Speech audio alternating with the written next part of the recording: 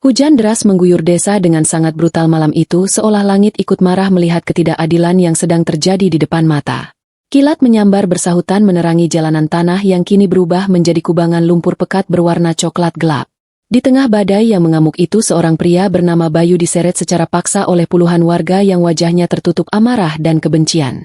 Baju kaos lusuh yang menempel di tubuh Bayu sudah robek di bagian bahu akibat tarikan kasar dari tangan-tangan tetangga yang dulu sangat ia hormati dan sering ia bantu saat mereka kesusahan. Di belakang Bayu tampak istrinya yang bernama Sari menangis histeris sambil terseret-seret di atas tanah berlumpur, karena berusaha memegangi tangan suaminya agar tidak terus dipukuli oleh kerumunan orang yang sudah kehilangan akal sehat. Tidak ada sedikit pun rasa kasihan di mata para warga malam itu, karena otak mereka sudah diracuni oleh hasutan keji yang disebarkan oleh saudara kandung Bayu sendiri. Tepat di depan barisan warga yang sedang kalap itu berjalan seorang pria dengan dada membusung dan wajah penuh kepura-puraan bernama Riko yang tidak lain adalah kakak kandung Bayu. Riko berjalan menembus hujan dengan payung besar yang dipegangi oleh salah satu warga seolah dia adalah seorang raja yang sedang memimpin pasukannya untuk menghukum seorang pengkhianat. Di tangan kanannya Riko menggenggam erat sebuah kotak perhiasan berbahan kayu jati yang sudah kosong melompong sambil terus berteriak memprovokasi warga sepanjang jalan menuju balai desa. Riko terus mengulang-ulang kalimat fitnahnya dengan suara lantang mengalahkan suara guntur bahwa adik kandungnya sendiri telah mencuri emas peninggalan almarhumah ibu mereka demi foya-foya. Di samping Riko berjalan istrinya yang bernama Siska yang terus-menerus menyeka air mata palsunya dengan ujung kerudung sambil sesekali menambah bahan bakar amarah warga dengan ucapan-ucapan sinis. Siska berteriak meratap mengatakan bahwa dia sudah sangat sabar menampung Bayu dan Sari yang miskin itu di rumah warisan, tetapi balasannya justru air tuba berupa pencurian harta keluarga yang paling berharga. Warga yang mendengar ratapan Siska semakin beringas dan tanpa ampun menendang kaki Bayu, hingga pria malang itu tersungkur ke dalam genangan lumpur yang dingin dan kotor. Sari menjerit sejadi-jadinya melihat wajah suaminya terjerembab ke tanah, lalu ia segera menelungkupkan tubuhnya di atas punggung Bayu untuk melindunginya dari tendangan warga yang datang bertubi-tubi. Tolong hentikan pukulan kalian karena suami saya tidak mungkin melakukan perbuatan hina itu dan kami berani bersumpah atas nama Allah bahwa kami tidak mengambil sepeser pun harta Riko, ratap Sari dengan suara serak yang hampir habis. Namun suara tangisan Sari sama sekali tidak digubris oleh warga yang sudah terbakar emosi. Karena bagi mereka bukti berupa kotak emas kosong yang ditemukan tepat di bawah kasur tipis milik Bayu sudah lebih dari cukup untuk menjatuhkan vonis malam itu. Bayu dengan sisa tenaganya mencoba bangkit dan merangkul pundak istrinya yang gemetar kedinginan sambil menatap wajah satu persatu tetangganya dengan pandangan nanar penuh kekecewaan. Bayu mengenal mereka semua dengan sangat baik karena dialah yang sering memperbaiki atap rumah mereka yang bocor secara cuma-cuma dan dialah yang selalu turun tangan pertama kali jika ada warga yang sakit di tengah malam. Namun malam ini semua kebaikan Bayu seolah menguap begitu saja terhapus oleh satu fitnah keji yang dilemparkan oleh kakaknya yang memang terkenal kaya dan memiliki pengaruh kuat di desa tersebut. Rombongan yang dikuasai amarah itu akhirnya tiba di halaman balai desa yang remang-remang di mana kepala desa dan beberapa tokoh masyarakat sudah menunggu dengan wajah tegang di teras bangunan. Bayu dan Sari dilemparkan begitu saja ke lantai semen teras balai desa yang basah membuat tubuh mereka yang sudah lebam-lebam semakin terasa remuk redam. Riko langsung melangkah maju mendekati meja kepala desa lalu menggebrak meja tersebut dengan sangat keras menggunakan kotak perhiasan kayu yang ia bawa sejak tadi. Lihat ini Pak Kades, kotak perhiasan peninggalan ibu saya sudah kosong dan saya menemukan kotak ini disembunyikan di bawah bantal adik saya yang tidak tahu diuntung itu, teriak Riko dengan urat leher yang menonjol seolah-olah dia adalah korban yang paling menderita di dunia ini. Siska ikut maju dan bersimpuh di depan kepala desa sambil menangis terisak-isak meminta keadilan, karena menurutnya emas itu adalah tabungan masa depan anak-anak mereka yang dicuri oleh paman mereka sendiri yang miskin dan dengki. Kepala desa yang melihat situasi sudah sangat tidak terkendali mencoba menenangkan warga yang terus berteriak menuntut agar Bayu diarak keliling kampung atau diserahkan ke kantor polisi malam itu juga. Pak Kades menatap Bayu yang sedang duduk bersimpuh di lantai sambil memeluk istrinya yang terus menggigil kedinginan dengan tatapan penuh selidik dan sedikit keraguan di matanya. Bayu, apakah benar apa yang dituduhkan oleh kakakmu ini karena bukti sudah ditemukan di kamarmu dan seluruh warga bersaksi melihat keburukanmu, tanya kepala desa dengan suara berat dan menekan. Bayu mengangkat kepalanya yang dipenuhi noda lumpur dan darah yang mengucur dari pelipisnya. Akibat lemparan batu warga lalu, ia menatap mata kepala desa dengan sorot mata yang sangat tajam namun penuh dengan kejujuran. Demi Allah Pak Kades, saya rela mati tersambar petir malam ini juga jika saya mengambil barang yang bukan hak saya, karena selama ini saya bekerja keras menggarap sawah hanya untuk makan sehari-hari dan tidak pernah sekalipun terlintas di pikiran saya untuk mencuri harta kakak saya sendiri, jawab Bayu dengan suara bergetar menahan rasa sakit di dada. Mendengar jawaban Bayu yang sangat tegas, Siska langsung berdiri dan menunjuk wajah adik iparnya itu dengan telunjuk yang bergetar penuh amarah yang dibuat-buat. Jangan bawa-bawa nama Tuhan untuk menutupi kebusukanmu Bayu, karena kamu pasti iri melihat hidup kami yang serba berkecukupan sementara kamu dan istrimu hanya bisa makan nasi aking setiap hari, makanya kamu nekat mencuri emas itu untuk modal pergi ke kota, kan, tuduh Siska dengan suara melengking yang memekakkan telinga. Bayu menggelengkan kepalanya dengan putus asa, menyadari bahwa segala pembelaannya tidak akan ada artinya di hadapan orang-orang yang sudah dibutakan oleh harta dan kedengkian. Ia tahu betul bahwa Siska lah yang sebenarnya selalu ingin mengusirnya dari rumah warisan peninggalan orang tuanya agar Siska bisa menguasai seluruh sertifikat tanah dan bangunan tanpa harus berbagi dengan adik kandung suaminya. Namun Bayu tidak punya bukti apa-apa untuk membalikan tuduhan itu karena ia hanyalah seorang buruh tani yang bodoh dan lugu yang selalu mengalah demi menjaga kerukunan keluarga meskipun ia sering diperlakukan layaknya pembantu di rumahnya sendiri. Sari yang tidak tega melihat suaminya terus dipojokkan akhirnya memberanikan diri untuk bersuara menantang tatapan sinis kakak iparnya yang sedang tersenyum puas melihat penderitaan mereka. "Mbak Siska, tolong jujur pada diri sendiri dan pada Allah, karena siang tadi Mbak Siska menyuruh saya pergi ke pasar sangat lama dan saat saya pulang pintu kamar kami sudah terbuka padahal kami tidak pernah menguncinya dan saya yakin Mbak Siska sengaja menaruh kotak kosong itu di sana untuk menjebak kami," ucap Sari sambil terisak. Ucapan Sari bagaikan bensin yang disiramkan ke kobaran api karena Riko yang mendengar istrinya dituduh balik langsung melompat maju dan melayangkan sebuah tamparan keras ke pipi Sari, hingga wanita itu terpelanting ke lantai. "Berani-beraninya kamu istri miskin memfitnah istriku yang sudah berbaik hati memberi kalian tempat berteduh selama ini, dasar perempuan tidak tahu diri," teriak Riko sambil mengangkat kakinya hendak menendang Sari yang sedang tersungkur. Melihat istrinya disakiti, darah Bayu mendidih seketika dan ia langsung melompat menerjang kakaknya hingga keduanya bergulingan di lantai balai desa yang basah. Keadaan menjadi sangat kacau balau karena warga kembali beringas melihat Bayu berani melawan kakaknya sendiri, sehingga beberapa pemuda bertubuh besar langsung meringkus Bayu dan memiting lehernya ke belakang. Bayu meronta-ronta dengan sisa tenaga yang ia miliki sambil berteriak memanggil nama istrinya yang sedang menangis memegangi pipinya yang memerah akibat tamparan keras dari Riko. Kepala desa akhirnya memukul meja dengan tongkat kayunya berkali-kali hingga suara gaduh itu perlahan mereda menyisakan suara isak tangis Sari dan deru napas Bayu yang terengah-engah. "Sudah cukup keributan ini karena desa kita tidak boleh dikotori oleh darah sesama saudara dan karena buktinya sudah jelas ada di kamar Bayu maka saya sebagai kepala desa harus mengambil keputusan malam ini juga," tegas Pak Kades sambil membetulkan letak pecinya. Pak Kades beralasan bahwa jika Bayu diserahkan ke polisi maka nama baik desa akan tercoreng sehingga ia memutuskan sebuah hukuman adat yang menurutnya paling pantas untuk seorang pencuri di kampung tersebut.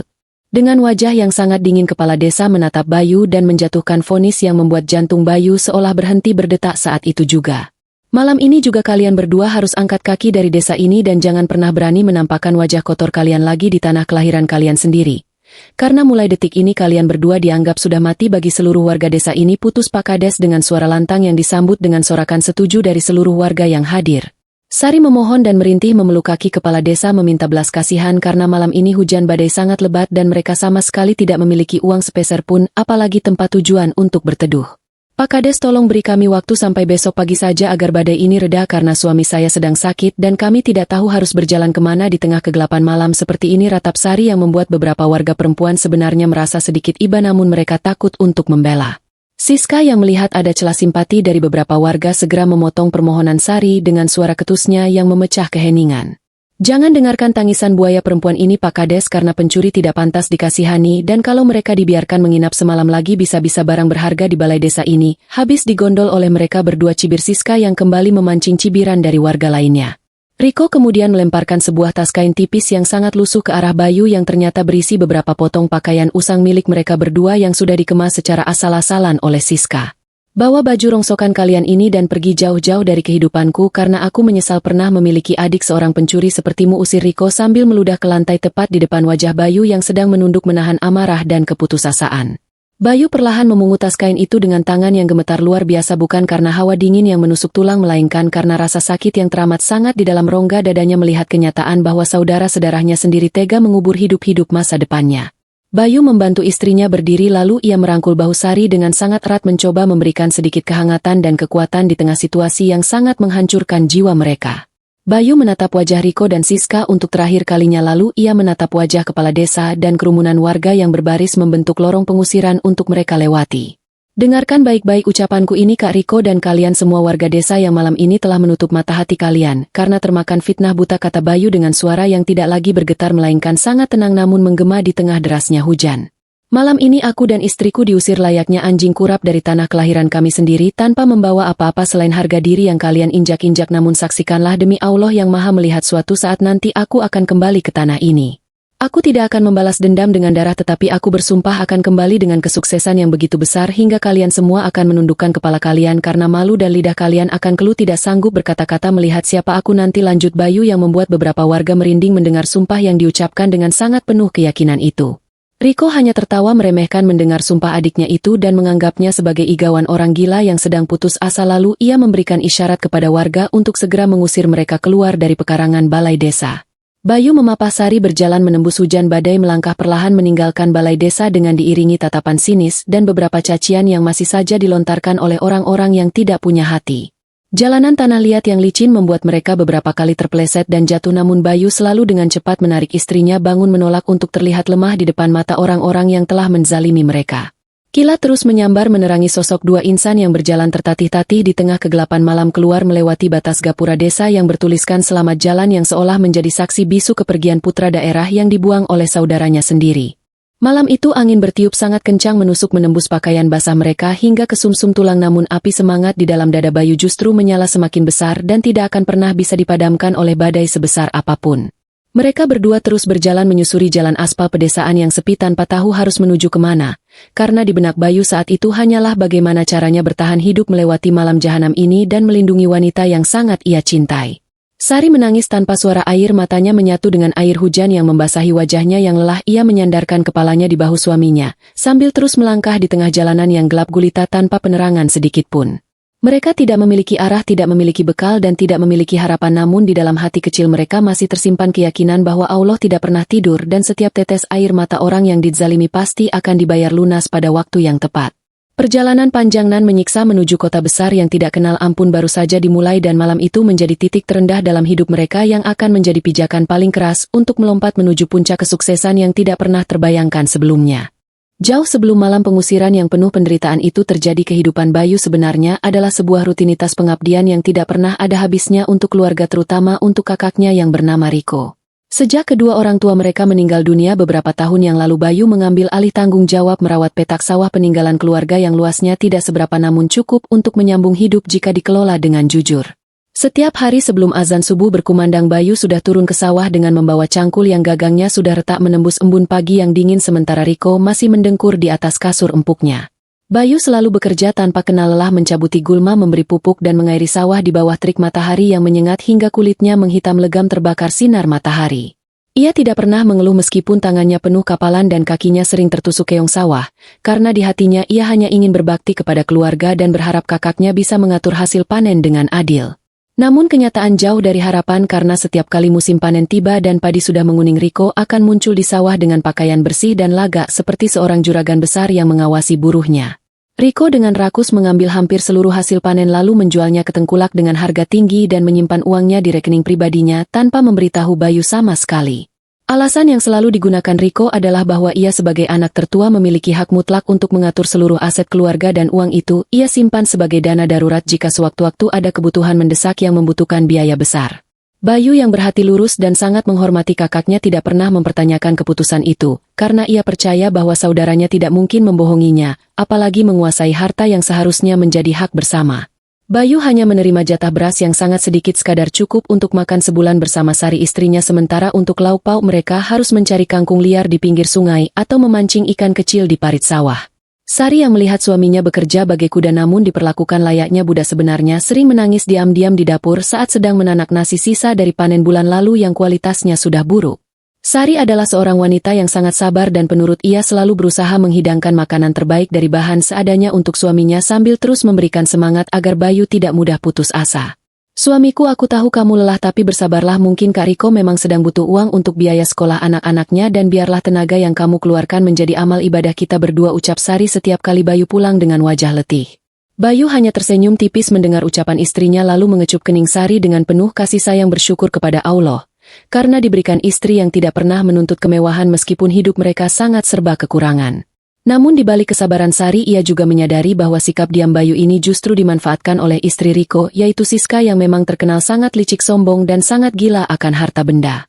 Siska adalah dalang di balik semua ketidakadilan yang terjadi di rumah warisan tersebut, karena ia selalu membisikkan racun ke telinga suaminya setiap malam agar Riko semakin pelit dan semena-mena terhadap adiknya sendiri. Siska merasa bahwa kehadiran Bayu dan Sari di rumah peninggalan mertuanya itu adalah sebuah duri dalam daging yang harus segera disingkirkan, karena ia ingin menguasai seluruh rumah dan perabotan tanpa harus melihat wajah iparnya yang menurutnya miskin dan kumal. Mas Riko, kamu harus ingat kalau rumah ini nanti akan jatuh ke tangan anak-anak kita, jadi jangan sampai si Bayu itu tiba-tiba menuntut hak warisnya, apalagi kalau sampai istrinya hamil kita harus membagi rumah ini menjadi dua, hasut Siska pada suatu malam. Riko yang memang pikirannya sudah dikuasai oleh keserakahan hanya mengangguk setuju dan berjanji akan mencari cara agar Bayu perlahan-lahan merasa tidak betah dan pergi dari rumah itu atas kemauannya sendiri tanpa harus diusir. Sejak saat itu Siska mulai melancarkan aksi-aksi kecil namun sangat menyakitkan hati untuk menyiksa mental Sari saat Bayu sedang pergi ke sawah seharian penuh. Siska sering dengan sengaja menumpahkan air kotor ke lantai yang baru saja dipel oleh Sari lalu menyuruh Sari mengepel ulang sambil memaki-maki dengan kata-kata yang sangat merendahkan harga diri seorang wanita. Dasar perempuan kampung yang tidak bisa kerja, lantai begini saja masih kotor, pantas saja suamimu cuma jadi kuli di sawah, karena istrinya saja tidak becus mengurus rumah, omel Siska sambil berkacak pinggang di depan Sari yang sedang berlutut mengepel lantai. Sari hanya bisa menundukkan kepala menahan air matanya agar tidak jatuh dan menuruti semua perintah kakak iparnya, karena ia tidak ingin menimbulkan keributan yang bisa membuat suaminya bertengkar dengan saudara kandungnya. Tidak cukup sampai di situ, Siska juga sering mengunci lemari makan jika ia sedang pergi ke arisan sehingga Sari dan Bayu terpaksa harus menahan lapar sampai Siska pulang, atau hanya minum air putih hangat untuk mengganjal perut mereka yang perih.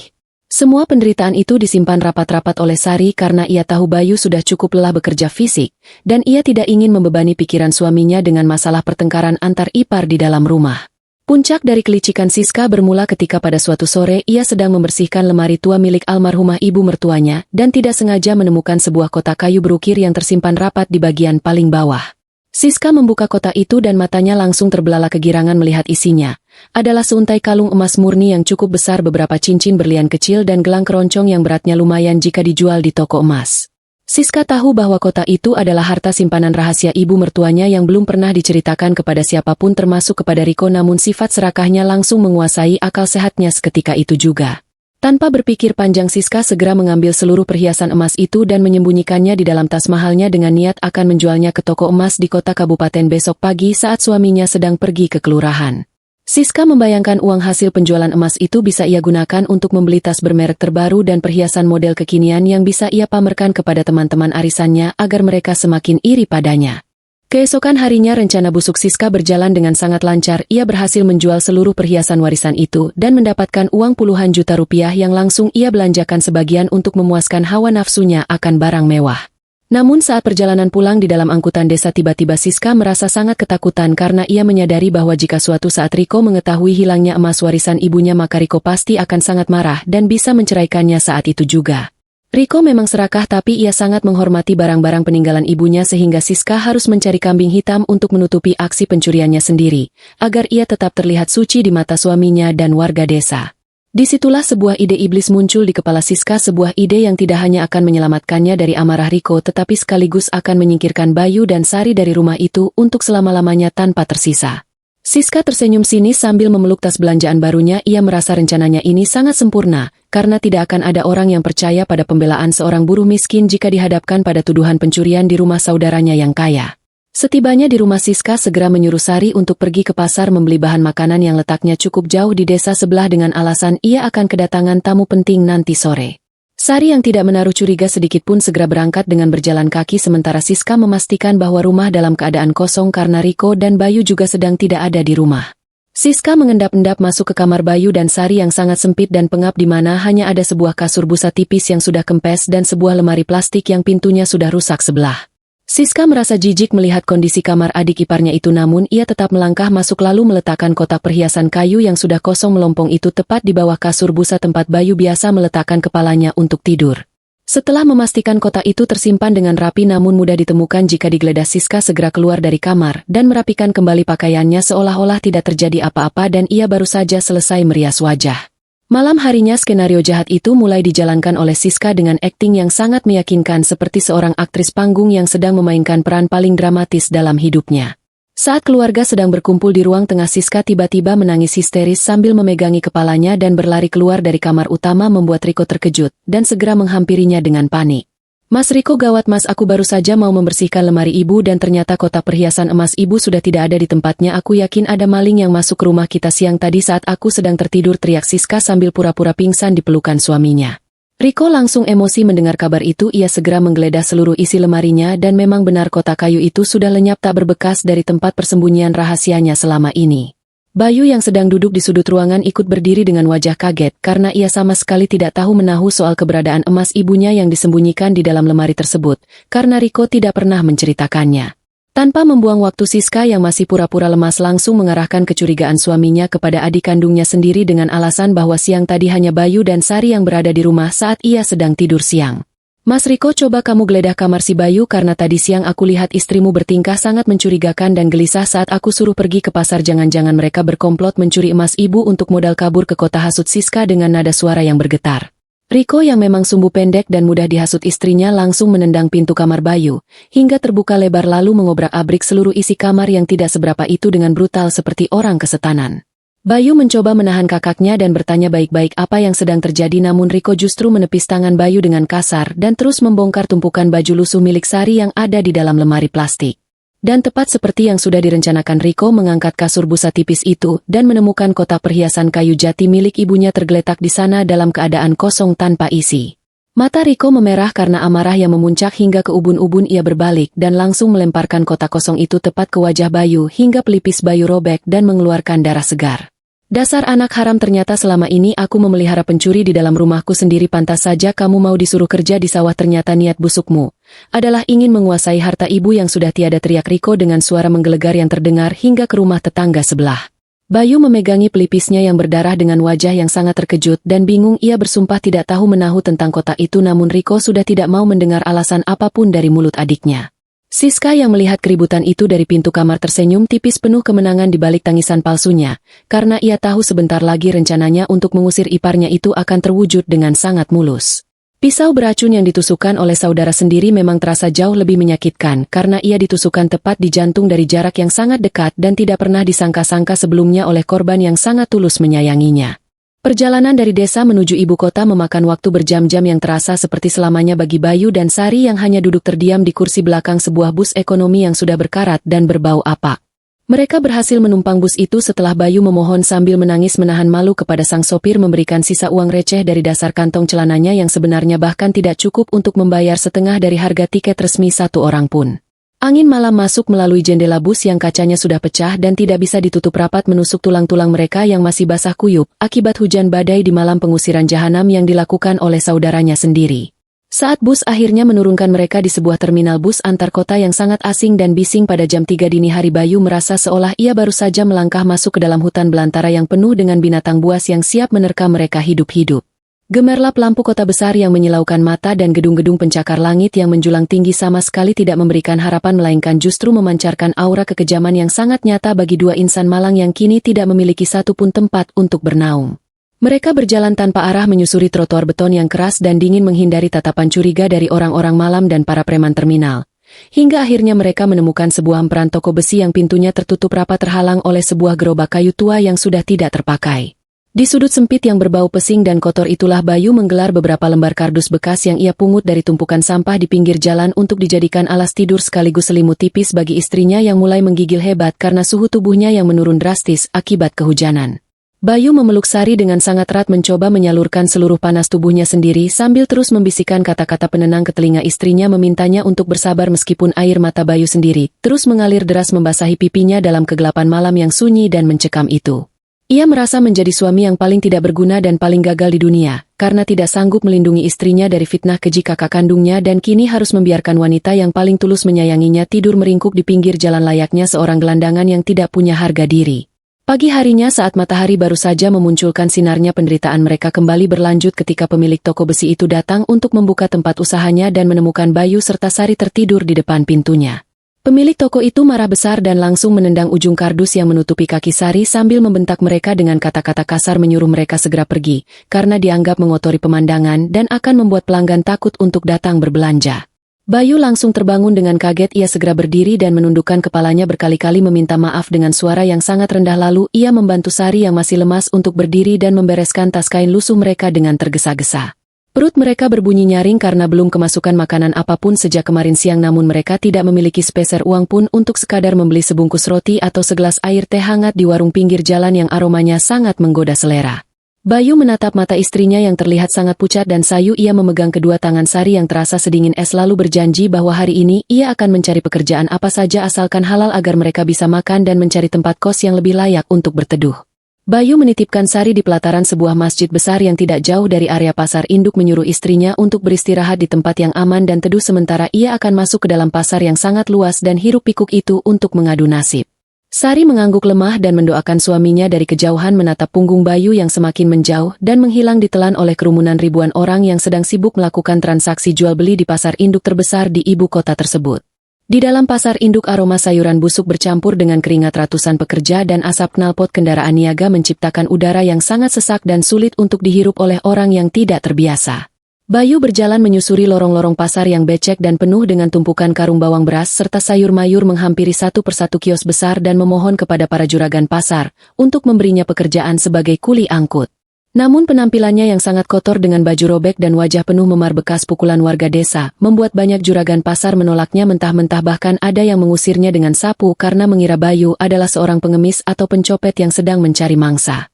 Setelah puluhan kali ditolak dan dihina, Bayu akhirnya menemukan sebuah kios beras grosir di sudut pasar di mana mandornya sedang marah-marah karena kekurangan tenaga bongkar muat, padahal ada 2 truk besar bermuatan beras yang baru saja tiba dan harus segera dikosongkan. Bayu langsung berlutut di depan mandor yang bertubuh besar dan berkumis tebal itu, memohon dengan suara yang sangat memelas, "Tolong beri saya pekerjaan angkut beras ini, Pak. Saya rela dibayar berapapun dan saya janji akan bekerja lebih keras dari orang lain asalkan Bapak memberi saya upah hari ini juga untuk membeli makan istri saya." Mandor itu menatap Bayu dengan sebelah mata lalu menyuruhnya langsung bekerja tanpa banyak bicara dengan syarat jika Bayu menjatuhkan 1 karung saja maka ia tidak akan dibayar sama sekali dan akan diusir dari pasar itu. Tanpa membuang waktu 1 detik pun Bayu langsung berlari menuju bak truk yang penuh dengan karung beras seberat 50 kg, mengangkat karung goni yang kasar itu ke atas bahu kanannya yang sebenarnya masih terasa sangat ngilu akibat pukulan kayu di malam pengusirannya.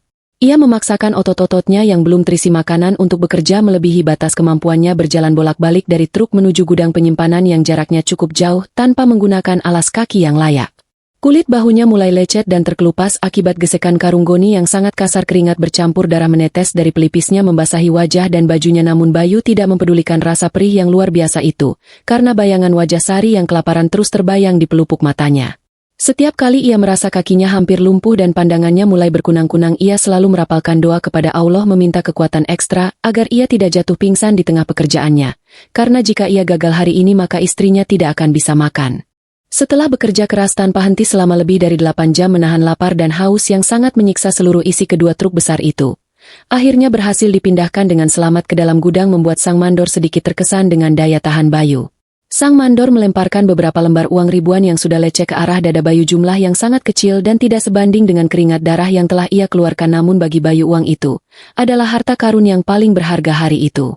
Bayu mengucapkan terima kasih berkali-kali sambil membungkukkan badannya, lalu ia segera berlari keluar dari pasar mencari warung nasi Tegal termurah untuk membeli sebungkus nasi putih dengan lauk, sepotong tempe orek, dan sedikit kuah sayur lodeh.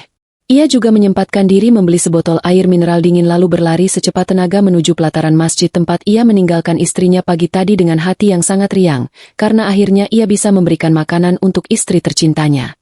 Saat ia tiba di pelataran masjid, ia melihat Sari sedang duduk bersandar di tiang dengan mata terpejam dan napas yang sangat pelan membuat Bayu sempat panik sebelum akhirnya Sari membuka matanya dan tersenyum lemah melihat kedatangan suaminya. Bayu segera membuka bungkusan nasi itu dan menyuapkannya ke mulut Sari dengan tangan yang masih gemetar, karena kelelahan menyuruh istrinya makan perlahan-lahan agar perutnya yang kosong tidak kaget.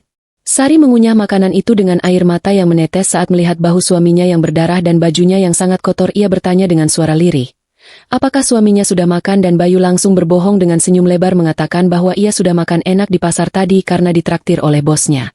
Tentu saja Sari tahu bahwa suaminya sedang berbohong demi dirinya, namun ia memilih untuk diam dan memakan nasi itu sampai habis karena ia tahu bahwa menghargai jerih payah suaminya adalah satu-satunya hal yang bisa ia lakukan saat ini untuk menjaga perasaan Bayu yang sudah sangat hancur. Hari berganti minggu dan kehidupan mereka di ibu kota tidak kunjung membaik. Bayu tetap bekerja sebagai kuli panggul harian yang upahnya tidak menentu, sementara untuk tempat tinggal mereka harus puas menyewa sebuah kamar bedeng berukuran 2 x 2 meter di pinggiran rel kereta api yang sangat bising dan kumuh. Kamar itu terbuat dari sisa triplek dan seng bekas yang atapnya selalu bocor jika hujan turun deras sementara dindingnya tidak mampu menahan hembusan angin malam yang membawa udara dingin bercampur debu dari jalanan. Sari yang merasa tidak tega melihat suaminya banting tulang sendirian mencoba membantu dengan mengumpulkan gelas plastik bekas air mineral di sekitar stasiun kereta untuk dijual ke pengepul rongsokan, namun kegiatan itu ternyata justru membawa petaka bagi kesehatannya yang memang sudah rapuh sejak mereka diusir dari desa. Pola makan yang sangat buruk, udara lingkungan yang penuh dengan polusi serta kelelahan fisik yang menumpuk akhirnya membuat daya tahan tubuh Sari runtuh seketika pada suatu malam yang diiringi rintik hujan yang sangat dingin. Malam itu Sari tiba-tiba menggigil sangat hebat, wajahnya pucat pasi seperti mayat, bibirnya membiru dan tubuhnya mengeluarkan keringat dingin yang membasahi seluruh pakaian lusuhnya sementara napasnya mulai terdengar tersengal-sengal dan sangat pendek. Bayu terbangun dari tidurnya yang tidak nyenyak dan langsung merasa panik yang luar biasa melihat kondisi istrinya yang nyaris kehilangan kesadaran. Ia meraba dahi Sari dan merasakan panas yang sangat tinggi seperti menyentuh bara api. Bayu tidak tahu harus berbuat apa karena saat ia memeriksa saku celananya uang yang tersisa hanyalah beberapa keping uang logam yang bahkan tidak cukup untuk membayar ongkos angkutan umum, apalagi untuk biaya pengobatan di klinik terdekat. Dengan perasaan kalut dan putus asa, Bayu berlari keluar dari bedengnya di tengah hujan gerimis kembali menuju pasar induk yang beroperasi 24 jam berharap bisa menemui mandornya untuk meminjam uang atau meminta kasbon gaji besok pagi. Namun saat ia tiba di pasar, sang mandor justru memarahinya dan mengusirnya dengan alasan bahwa ia tidak memberikan pinjaman kepada kuli harian lepas yang tidak punya jaminan apa-apa karena takut Bayu akan kabur membawa uang tersebut tanpa bekerja lagi. Tolonglah Pak Mandor, istri saya sedang sekarat di rumah dan saya butuh uang untuk membawanya ke dokter. Saya janji akan bekerja tanpa dibayar selama sebulan penuh sebagai gantinya, mohon Bayu sambil berlutut di tengah genangan air pasar yang kotor. Namun mandor itu tetap berhati batu, ia malah mendorong tubuh Bayu menggunakan kakinya hingga Bayu terjatuh ke belakang dan menyuruh anak buahnya untuk menyeret Bayu keluar dari area gudang beras tersebut. Dalam keadaan terdesak dan akal sehat yang sudah hampir hilang, Bayu mengingat ada seorang rentenir pasar yang biasa disapa Bang Jali yang sering meminjamkan uang tunai secara cepat kepada para pedagang kecil di sudut pasar sayur. Bayu segera berlari mencari Bang Jali dan menemukannya sedang menghitung tumpukan uang di sebuah warung kopi yang sepi. Bayu langsung memohon untuk dipinjamkan uang sebesar Rp500.000 saja untuk biaya rumah sakit istrinya. Bang Jali menatap Bayu dari atas sampai bawah dengan senyum meremehkan, lalu ia meminta Bayu menyerahkan kartu tanda penduduk atau barang berharga apa saja seperti ponsel atau jam tangan sebagai jaminan pinjaman tersebut. Bayu terdiam kaku karena saat mereka diusir dari desa semua surat-surat penting termasuk kartu identitas dan buku nikah mereka sengaja ditahan oleh Riko dan Siska sehingga Bayu tidak memiliki bukti identitas apapun apalagi barang elektronik untuk dijaminkan. Mendengar bahwa Bayu sama sekali tidak memiliki jaminan, Bang Jali tertawa terbahak-bahak yang suaranya terdengar sangat mengerikan di telinga Bayu, lalu rentenir itu berdiri dan meludah ke tanah tepat di depan sepatu Bayu. Dasar orang gembel tidak tahu diri, kamu pikir uang ini daun yang bisa dipetik dari pohon? Berani-beraninya kamu meminjam uang padaku tanpa jaminan, sana pergi menjauh sebelum aku suruh orang-orangku untuk mematahkan kakimu, ancam Bang Jali dengan suara keras yang menarik perhatian beberapa pedagang di sekitarnya. Bayu terpaksa mundur dengan langkah gontai, ia merasa harga dirinya kembali diinjak-injak hingga rata dengan tanah. Ia menangis menatap langit malam ibu kota yang gelap gulita, bertanya-tanya mengapa nasibnya harus semalang ini dan mengapa orang-orang di kota ini sangat tidak memiliki hati nurani. Bayu kembali ke bedengnya dengan tangan kosong, hatinya terasa hancur berkeping-keping saat melihat Sari sudah sepenuhnya tidak sadarkan diri di atas tikar plastik yang tipis. Napas istrinya semakin lemah dan detak jantungnya terasa sangat lambat saat Bayu menyentuh pergelangan tangannya. Tidak ada pilihan lain, Bayu segera mengangkat tubuh Sari yang terasa sangat ringan karena berat badannya yang terus menyusut. Ia menggendong istrinya di punggungnya dan memutuskan untuk berjalan kaki menuju rumah sakit umum daerah yang jaraknya mencapai 3 km dari tempat tinggal mereka. Bayu berlari kecil menembus jalanan aspal ibu kota yang sepi di waktu subuh, mengabaikan rasa perih di kakinya yang tidak memakai sandal dan rasa lelah yang luar biasa di seluruh persendiannya, karena rasa cintanya kepada Sari jauh lebih besar dari rasa sakit fisik apapun. Bertahanlah sayangku, mohon bertahanlah, sebentar lagi kita sampai di rumah sakit dan ada dokter yang akan menolongmu, tolong jangan tinggalkan aku sendirian di dunia yang kejam ini, bisik Bayu berulang-ulang ke telinga istrinya yang terkulai lemah di pundaknya, berharap suaranya bisa menembus alam bawah sadar Sari agar wanita itu terus berjuang untuk hidup. Setibanya di ruang instalasi gawat darurat rumah sakit yang terang benderang, Bayu langsung berteriak memanggil suster dan dokter memohon agar mereka segera memeriksa istrinya yang sedang dalam kondisi kritis. Namun bayangan tentang rumah sakit yang akan memberikan pertolongan pertama dengan sigap hancur seketika saat petugas administrasi menahan Bayu di meja pendaftaran dengan wajah yang sangat dingin dan tanpa ekspresi empati sedikit pun. Petugas itu menanyakan kartu tanda penduduk, kartu jaminan kesehatan dan menagih uang deposit awal untuk biaya pendaftaran dan obat-obatan sebelum dokter bisa melakukan tindakan medis lebih lanjut kepada pasien. Bayu yang masih terengah-engah dan bajunya basah oleh keringat mencoba menjelaskan situasinya dengan suara memelas bahwa ia baru saja tiba dari kampung dan kehilangan semua surat identitasnya dan ia berjanji akan mencari uang pelunasannya besok pagi jika istrinya sudah ditangani malam ini. Maaf Pak, ini sudah menjadi prosedur rumah sakit, kami tidak bisa menerima pasien tanpa identitas yang jelas dan tanpa deposit biaya awal. Jika Bapak tidak punya uang silakan bawa pasien ke puskesmas kelurahan yang baru buka jam 8 pagi nanti, jawab petugas itu dengan nada datar seolah nyawa manusia hanyalah sebuah urusan administratif belaka. Bayu menangis histeris, ia bersujud di lantai rumah sakit mencium sepatu petugas keamanan yang mendekatinya memohon dengan sangat agar istrinya diberi pertolongan oksigen saja, karena istrinya sudah kesulitan bernapas, namun birokrasi yang kaku membuat hati para petugas medis itu tertutup rapat. Petugas keamanan rumah sakit akhirnya dengan kasar memegang kedua lengan Bayu dan menariknya secara paksa keluar dari ruang gawat darurat, menyuruhnya membawa pergi istrinya yang masih terbaring lemah di atas kursi tunggu, karena dianggap mengganggu kenyamanan pasien lain yang mampu membayar.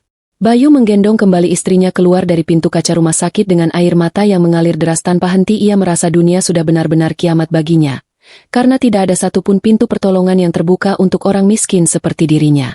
Di tengah keputusasaan yang sangat gelap itu, pandangan mata Bayu tertuju pada sebuah bangunan musala kecil yang terletak di pojok area parkir rumah sakit yang pintunya terbuka sedikit dan memancarkan cahaya lampu neon yang redup.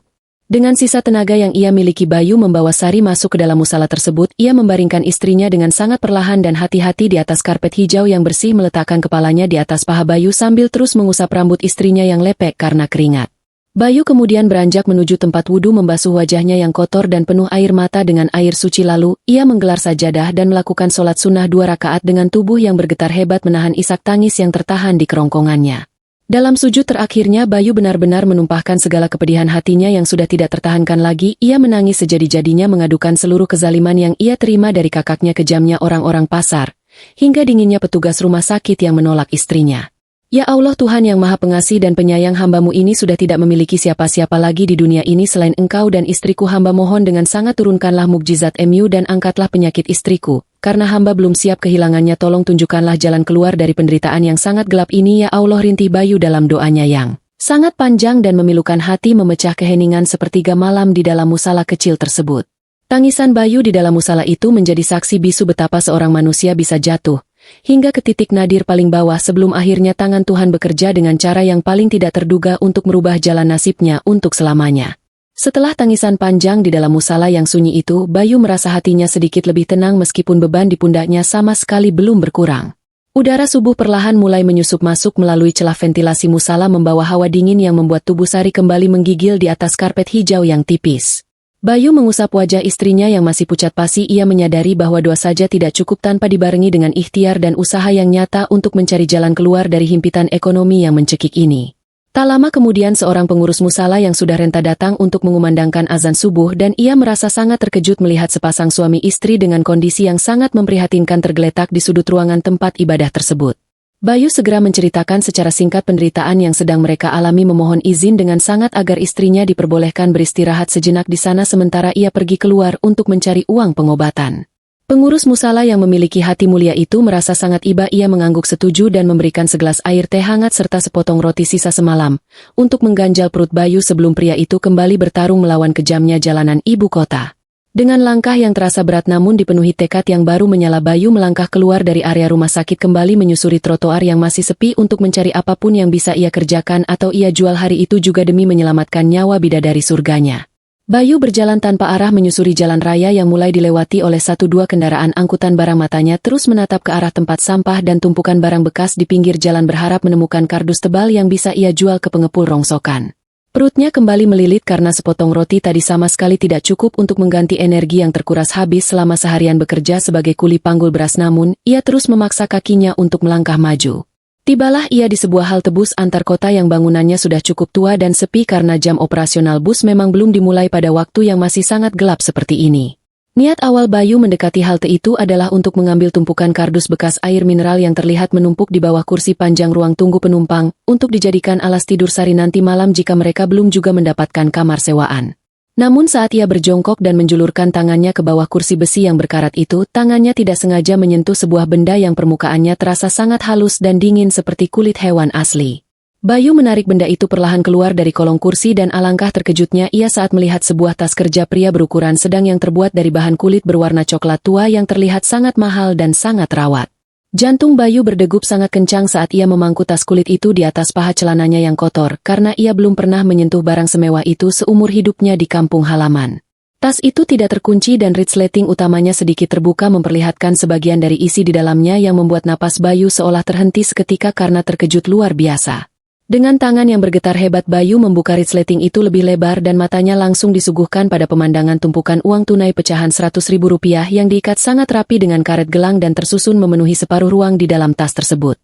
Jumlah uang itu sangat fantastis bagi ukuran seorang buruh tani miskin seperti Bayu, karena jika ditotal mungkin nilainya mencapai ratusan juta rupiah yang cukup untuk membeli sebuah rumah besar beserta tanahnya di desa. Di samping tumpukan uang merah itu terdapat sebuah map plastik bening yang berisi beberapa dokumen tebal dengan stempel perusahaan besar dan sebuah kartu nama beraksen emas yang bertuliskan nama seorang direktur utama sebuah perusahaan distribusi pangan nasional. Selama beberapa menit Bayu hanya terdiam mematung menatap isi tas tersebut sementara pikirannya mulai berkecamuk hebat diguncang oleh berbagai bisikan keputusasaan yang mencoba mengambil alih akal sehatnya pada saat ia berada di titik terlemah. Di satu sisi ada suara batin yang menyuruhnya untuk mengambil 1 atau 2 ikat uang saja dari dalam tas tersebut, karena pemiliknya yang pasti merupakan orang kaya raya mungkin tidak akan menyadari kehilangan jumlah yang menurut mereka sangat kecil itu. Uang itu bisa langsung ia bawa ke rumah sakit untuk membayar biaya administrasi yang sangat mahal membelikan obat yang paling bagus untuk Sari dan menyewa kamar perawatan yang sangat nyaman agar istrinya bisa segera sembuh dari masa kritisnya tanpa harus kedinginan lagi. Bahkan jika ia mengambil seluruh isi tas itu dan melarikan diri ke kota lain bersama istrinya, ia bisa memulai hidup baru yang sangat layak tanpa harus bekerja sebagai kuli panggul yang diinjak-injak harga dirinya setiap hari oleh para mandor pasar yang kejam. Namun di sisi lain ajaran agama dan pesan kebaikan dari almarhum orang tuanya kembali terngiang sangat jelas di telinganya mengingatkan bahwa harta yang tidak halal sekecil apapun hanya akan membawa malapetaka dan penyakit yang tidak bisa disembuhkan bagi orang yang memakannya. Bayu teringat pada doa yang baru saja ia panjatkan di dalam musala memohon jalan keluar dari penderitaan dan ia menyadari dengan sangat dalam bahwa tas berisi uang ratusan juta ini bukanlah sebuah jalan keluar yang diberkahi melainkan sebuah ujian keimanan yang sangat besar dari Allah. Ia membayangkan wajah Sari yang selalu mengajarkan kesabaran dan kejujuran. Ia tahu istrinya lebih memilih mati dalam keadaan lapar dan menahan sakit daripada harus bertahan hidup menggunakan uang haram hasil mencuri barang temuan milik orang lain. Dengan tekad yang sudah bulat dan iman yang kembali kokoh Bayu segera menutup rapat resleting tas kulit tersebut dan mendekapkannya kuat-kuat ke dadanya seolah ia sedang memeluk sebuah barang berharga titipan yang harus segera dikembalikan kepada pemilik aslinya. Ia mengambil kartu nama emas yang ada di dalam map tadi dan membacanya perlahan mengeja alamat rumah sang pemilik tas yang ternyata terletak di sebuah kawasan perumahan elit di wilayah ibu kota yang jarak tempuhnya mencapai belasan kilometer dari tempatnya berdiri sekarang. Tanpa membuang waktu sedetik pun Bayu mulai melangkahkan kakinya yang tidak beralas menyusuri jalan raya yang kini mulai padat oleh kendaraan para pekerja kantoran yang hendak berangkat menuju tempat kerja mereka masing-masing. Perjalanan itu terasa sangat menyiksa karena telapak kaki Bayu harus menahan panasnya aspal jalanan ibu kota yang mulai mendidih tersengat terik matahari pagi yang cahayanya semakin meninggi dan menyilaukan mata. Rasa haus yang sangat luar biasa membuat tenggorokannya terasa kering seperti gurun pasir sementara rasa lapar membuat pandangannya beberapa kali menjadi gelap, hingga ia harus berpegangan kuat pada tiang listrik agar tidak jatuh pingsan tertelungkup di pinggir jalan raya. Beberapa kali orang yang berlalu lalang menatapnya dengan pandangan penuh rasa curiga dan jijik mengira Bayu adalah seorang pemulung atau gelandangan gila yang sedang memeluk barang rongsokan hasil curian karena pakaian yang ia kenakan memang sangat kumal robek dan berbau tidak sedap.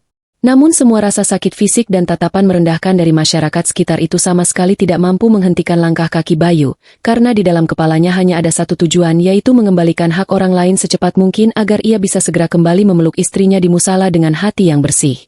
Setelah berjalan kaki tanpa henti selama lebih dari 4 jam menyusuri trotoar yang panjang jembatan layang yang tinggi dan ganggang sempit untuk memotong jalan Bayu akhirnya tiba di depan sebuah gerbang besi menjulang tinggi yang dijaga sangat ketat oleh beberapa orang petugas keamanan berseragam lengkap dan berbadan tegap. Rumah yang berada di balik gerbang tinggi itu lebih pantas disebut sebagai sebuah istana karena ukurannya yang sangat besar dengan desain pilar-pilar putih bergaya Eropa megah dan hamparan taman rumput hijau yang sangat luas dan terawat sangat rapi. Bayu memberanikan diri mendekati pos penjagaan tersebut dengan langkah tertatih-tatih sambil memegang tas kulit itu dengan kedua tangannya berniat untuk menyerahkannya secara langsung kepada petugas yang sedang berjaga di sana agar tugasnya cepat selesai. Namun belum sempat Bayu membuka mulut dan mengucapkan salam salah seorang petugas keamanan yang berbadan paling kekar langsung keluar dari pos dan membentaknya dengan suara yang sangat kasar menyuruh Bayu pergi menjauh dari area perumahan orang elit tersebut. Pergi sana gembel kotor, kami tidak menerima sumbangan untuk pengemis di kawasan ini, cepat pergi dari sini sebelum saya panggilkan petugas ketertiban untuk mengangkutmu secara paksa, tegur petugas keamanan itu sambil mengayunkan tongkat pemukulnya ke udara untuk menakut-nakuti Bayu. Bayu mencoba menjelaskan tujuannya dengan suara yang sangat parau karena kehausan yang mencekik lehernya. Ia mengatakan bahwa ia sama sekali tidak berniat meminta-minta uang melainkan ingin mengembalikan sebuah tas penting milik pemilik rumah ini yang tidak sengaja ia temukan di halte bus pagi tadi. Petugas keamanan itu mengernyitkan dahinya merasa tidak percaya bahwa seorang gelandangan kotor dan miskin seperti Bayu bisa menemukan barang berharga milik majikannya yang merupakan seorang pengusaha sukses yang selalu bepergian menggunakan mobil mewah yang sangat aman. Bohong, kamu pasti kamu habis mencuri tas itu dari dalam mobil majikan saya dan sekarang kamu mau memeras keluarga ini dengan alasan mengembalikan barang temuan, kan tuduh petugas yang lain yang baru saja ikut keluar dari pos jaga sambil memegang kerah baju kaos Bayu dengan sangat kasar dan penuh ancaman. Keributan kecil pun terjadi di depan gerbang besi megah itu saat para petugas mencoba merebut tas kulit tersebut dari pelukan Bayu sementara Bayu bersikeras ingin menyerahkannya langsung kepada nama yang tertera di kartu nama. Karena ia sangat takut tas yang berisi ratusan juta itu justru disalahgunakan oleh para petugas keamanan yang belum tentu jujur. Suara gaduh perdebatan dan teriakan petugas keamanan itu ternyata bergema dan terdengar, hingga ke halaman dalam rumah memancing perhatian seorang pria tua berwibawa yang sedang berjalan-jalan pagi di taman sambil berbicara dengan nada serius melalui sambungan telepon genggamnya. Pria tua itu adalah Pak Darmawan, sang pemilik rumah sekaligus pemilik tas kulit tersebut yang sedari waktu subuh tadi sedang mengalami kepanikan yang sangat luar biasa hingga tekanan darahnya naik drastis, karena kehilangan dokumen tender bernilai miliaran rupiah yang tanpa ia sadari tertinggal di halte bus saat mobilnya mengalami masalah mesin malam sebelumnya. Ada keributan apa ini pagi-pagi sudah teriak-teriak kasar di depan gerbang rumahku, tanya Pak Darmawan dengan suara bariton yang berat dan tegas sambil berjalan perlahan mendekati pintu gerbang yang langsung dibukakan dengan cepat oleh para petugas keamanan yang seketika menundukkan kepala mereka tanda hormat. Para petugas itu segera melaporkan kejadian tersebut, mengatakan bahwa ada seorang pengemis mencurigakan yang mengklaim menemukan tas milik Bapak dan mereka sedang berusaha mengusirnya dari properti ini, karena takut orang tersebut berniat jahat atau ingin melakukan penipuan. Pak Darmawan menatap Bayu dari ujung kaki yang melepuh hingga ujung kepala melihat sosok pria muda yang sangat kusam, pakaiannya penuh noda tanah, wajahnya babak belur bekas pukulan dan kakinya kotor tanpa alas kaki, namun tangannya memeluk sangat erat sebuah tas kulit coklat yang sangat ia kenali bentuknya. Mata pria tua yang bijaksana itu membelalak kaget bercampur perasaan lega yang tak terhingga saat menyadari bahwa tas yang dipeluk dengan penuh perjuangan oleh Bayu adalah tas miliknya yang hilang, tas yang memuat masa depan perusahaannya beserta nasib ratusan karyawan yang sangat bergantung pada kelancaran proyek besar tersebut. Pak Darmawan segera menyuruh petugas keamanannya untuk melepaskan Bayu dari cengkraman mereka, lalu ia melangkah maju dan meminta tas itu dengan tangan yang sedikit gemetar karena gugup, memeriksa bagian dalamnya dengan cepat dan mendapati bahwa tidak ada satu lembar pun uang, apalagi dokumen tender yang hilang atau bergeser dari tempatnya semula. Pak Darmawan menatap Bayu dengan perasaan campur aduk antara rasa takjub yang mendalam, terharu dan tidak percaya bahwa di kota besar yang penuh dengan sifat keserakahan manusia ini, masih ada seseorang dengan penampilan paling miskin namun memiliki hati sejujur dan semurni malaikat. Anak muda, siapa namamu dan dari daerah mana kamu berasal? Kenapa kamu tidak mengambil sepeser pun uang di dalam tas ini, padahal saya lihat dari matamu bahwa kondisimu saat ini sedang sangat membutuhkan bantuan materi yang besar, tanya Pak Darmawan dengan nada suara yang kini berubah menjadi sangat lembut dan penuh penghargaan yang tulus. Bayu menundukkan kepalanya, tidak berani menatap langsung sorot mata pria kaya raya di depannya itu, karena ia merasa sangat rendah diri. Lalu ia menjawab dengan suara yang bergetar menahan tangis, nama saya Bayu Pak, saya hanya seorang buruh tani dari desa yang diusir oleh saudara saya sendiri, dan saya tidak mengambil uang itu karena Allah selalu melihat apa yang hambanya lakukan dan saya tidak ingin memberi makan istri saya yang sedang sakit keras dengan uang haram hasil barang temuan. Mendengar jawaban yang begitu polos dan sangat tulus itu, air mata menetes perlahan dari sudut mata Pak Darmawan yang sudah dipenuhi keriput. Ia merasa ditampar keras oleh kejujuran Bayu, karena selama berbisnis puluhan tahun ia sering bertemu dengan orang berpendidikan tinggi dan berpenampilan sangat mewah namun sangat mudah berkhianat demi mendapatkan segepok uang. Pak Darmawan langsung merogoh saku celananya, mengeluarkan segepok uang tunai 100 ribuan yang cukup tebal lalu menyodorkannya kepada Bayu sebagai bentuk rasa terima kasih seketika yang tidak terhingga atas kebaikan hati dan usaha pemuda tersebut mengembalikan tasnya. Namun Bayu justru melangkah mundur beberapa tindak dan menggelengkan kepalanya perlahan, menolak mentah-mentah uang tunai yang disodorkan oleh Pak Darmawan, hal yang membuat sang konglomerat semakin terkejut dan kebingungan dengan jalan pikiran pemuda kampung yang sangat langka di hadapannya ini. Maafkan saya Bapak yang terhormat, saya datang berjalan kaki dari jauh menahan lapar dan panas bukan untuk meminta imbalan uang atas barang Bapak, karena mengembalikan hak milik orang lain adalah sebuah kewajiban mutlak bagi saya sebagai manusia biasa yang beragama, tolak Bayu dengan nada bicara yang sangat halus dan penuh kesopanan. Pak Darmawan tersenyum kagum luar biasa, ia menyadari bahwa ia sedang berhadapan dengan sebuah permata langka yang tertutup lumpur kotor dan ia berjanji pada dirinya sendiri tidak akan membiarkan pemuda sebaik Bayu pergi begitu saja dari hadapannya tanpa menerima balasan budi atas kebaikannya yang telah menyelamatkan perusahaan. Jika kamu memang tidak mau menerima uang sebagai hadiah lalu tolong katakan apa yang bisa saya lakukan untuk membalas budi besarmu ini. Katakan saja apa keinginan terbesarmu saat ini dan saya berjanji akan memenuhinya. Detik ini juga desak Pak Darmawan yang merasa memiliki hutang nyawa pada kejujuran seorang kuli panggul bernama Bayu. Mendengar tawaran bantuan yang sangat tulus itu, pertahanan emosi Bayu akhirnya runtuh ketika ia langsung menjatuhkan dirinya berlutut di atas aspal yang panas menangis terseduh-seduh teringat pada kondisi Sari yang sedang berjuang melawan maut sendirian di sudut musala yang dingin.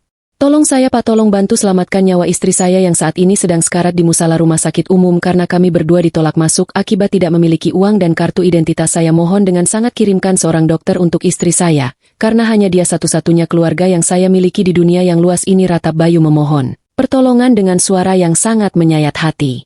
Keterkejutan Pak Darmawan langsung berubah menjadi tindakan nyata yang sangat cepat. Ia merasa sangat marah sekaligus kecewa pada sistem rumah sakit umum yang berani menolak pasien kritis hanya karena masalah biaya pendaftaran dan birokrasi kertas yang kaku mengabaikan nyawa manusia. Tanpa banyak bicara lagi, Pak Darmawan segera berteriak memanggil sopir pribadinya untuk menyiapkan mobil sedan mewah yang paling cepat di garasinya. Lalu ia juga segera menelepon dokter pribadinya memerintahkan agar sang dokter segera meluncur menuju rumah sakit umum daerah dengan membawa peralatan medis lengkap dan obat-obatan darurat sekarang juga. Pak Darmawan menyuruh Bayu segera masuk ke dalam mobil mewahnya tanpa mempedulikan sama sekali pakaian Bayu yang sangat kotor itu akan menodai jok kulit mahal yang ada di dalam mobil tersebut. Lalu mereka melaju dengan kecepatan tinggi membelah kemacetan pagi ibu kota menuju tempat Sari terbaring lemah. Sepanjang perjalanan yang sangat menegangkan itu, Bayu terus-menerus merapal doa di dalam hatinya memohon kepada Allah agar istrinya masih diberikan kekuatan untuk bertahan hingga bantuan medis tiba, karena waktu terasa berjalan sangat lambat baginya dan setiap detik tarikan napas adalah hal yang sangat berharga bagi nyawa Sari. Setibanya di area parkir rumah sakit umum, Bayu langsung melompat keluar dari pintu mobil. Bahkan sebelum mobil itu berhenti dengan sempurna, ia berlari sekuat tenaga menuju musala kecil di sudut halaman yang sepi, diikuti oleh Pak Darmawan dan beberapa pengawalnya yang ikut berlari di belakang dengan raut wajah yang tegang. Saat Bayu membuka pintu kayu musala dengan kasar, ia mendapati Sari masih terbaring kaku di posisi yang sama dengan napas yang sudah sangat tipis dan wajah yang seputih kertas membuat jantung Bayu seolah berhenti berdetak sesaat karena ketakutan yang sangat luar biasa menyelimuti pikirannya. Dokter pribadi Pak Darmawan yang ternyata sudah tiba lebih dulu dan menunggu di sana langsung memberikan pertolongan pertama dengan memasangkan tabung oksigen portabel ke hidung Sari dan menyuntikkan obat penstabil detak jantung ke lengan istrinya yang sangat kurus dan dingin itu. Setelah kondisinya sedikit menunjukkan kestabilan, Pak Darmawan langsung memerintahkan anak buahnya untuk memindahkan Sari menggunakan ambulans khusus menuju ke rumah sakit swasta bertaraf internasional yang ternyata adalah miliknya sendiri, di mana Sari langsung dimasukkan ke ruang perawatan intensif kelas 1 dengan fasilitas medis yang paling canggih dan ditangani oleh dokter spesialis terbaik di negara ini. Bayu hanya bisa berdiri kaku di depan pintu ruang kaca transparan itu melihat istrinya dikelilingi oleh banyak perawat dan dokter yang bekerja keras menyelamatkan nyawanya dari ambang batas kematian, sementara air mata kebahagiaan dan kelegaan terus mengalir membasahi pipinya yang kotor tanpa henti. Pak Darmawan mendekati Bayu, menepuk bahu pemuda itu dengan sangat lembut lalu menyuruhnya untuk duduk dan menenangkan pikiran karena mulai detik ini semua biaya pengobatan, perawatan dan jaminan kehidupan mereka berdua akan menjadi tanggung jawab penuh keluarga Darmawan sebagai bentuk rasa syukur atas kembalinya dokumen penting perusahaan tersebut. Malam itu setelah berjam-jam berada di ruang gawat darurat yang penuh ketegangan, dokter kepala akhirnya keluar dan menyatakan dengan tersenyum bahwa masa kritis Sari sudah berhasil dilewati dan ia kini hanya membutuhkan waktu untuk pemulihan gizi serta istirahat total selama beberapa minggu ke depan di ruang inap. Bayu langsung bersujud syukur di lantai lorong rumah sakit yang bersih mengucapkan alhamdulillah berkali-kali karena doa di sepertiga malamnya dan ikhtiarnya yang berlandaskan kejujuran akhirnya membuahkan hasil pertolongan yang sangat manis melebihi apa yang pernah ia bayangkan dalam hidupnya.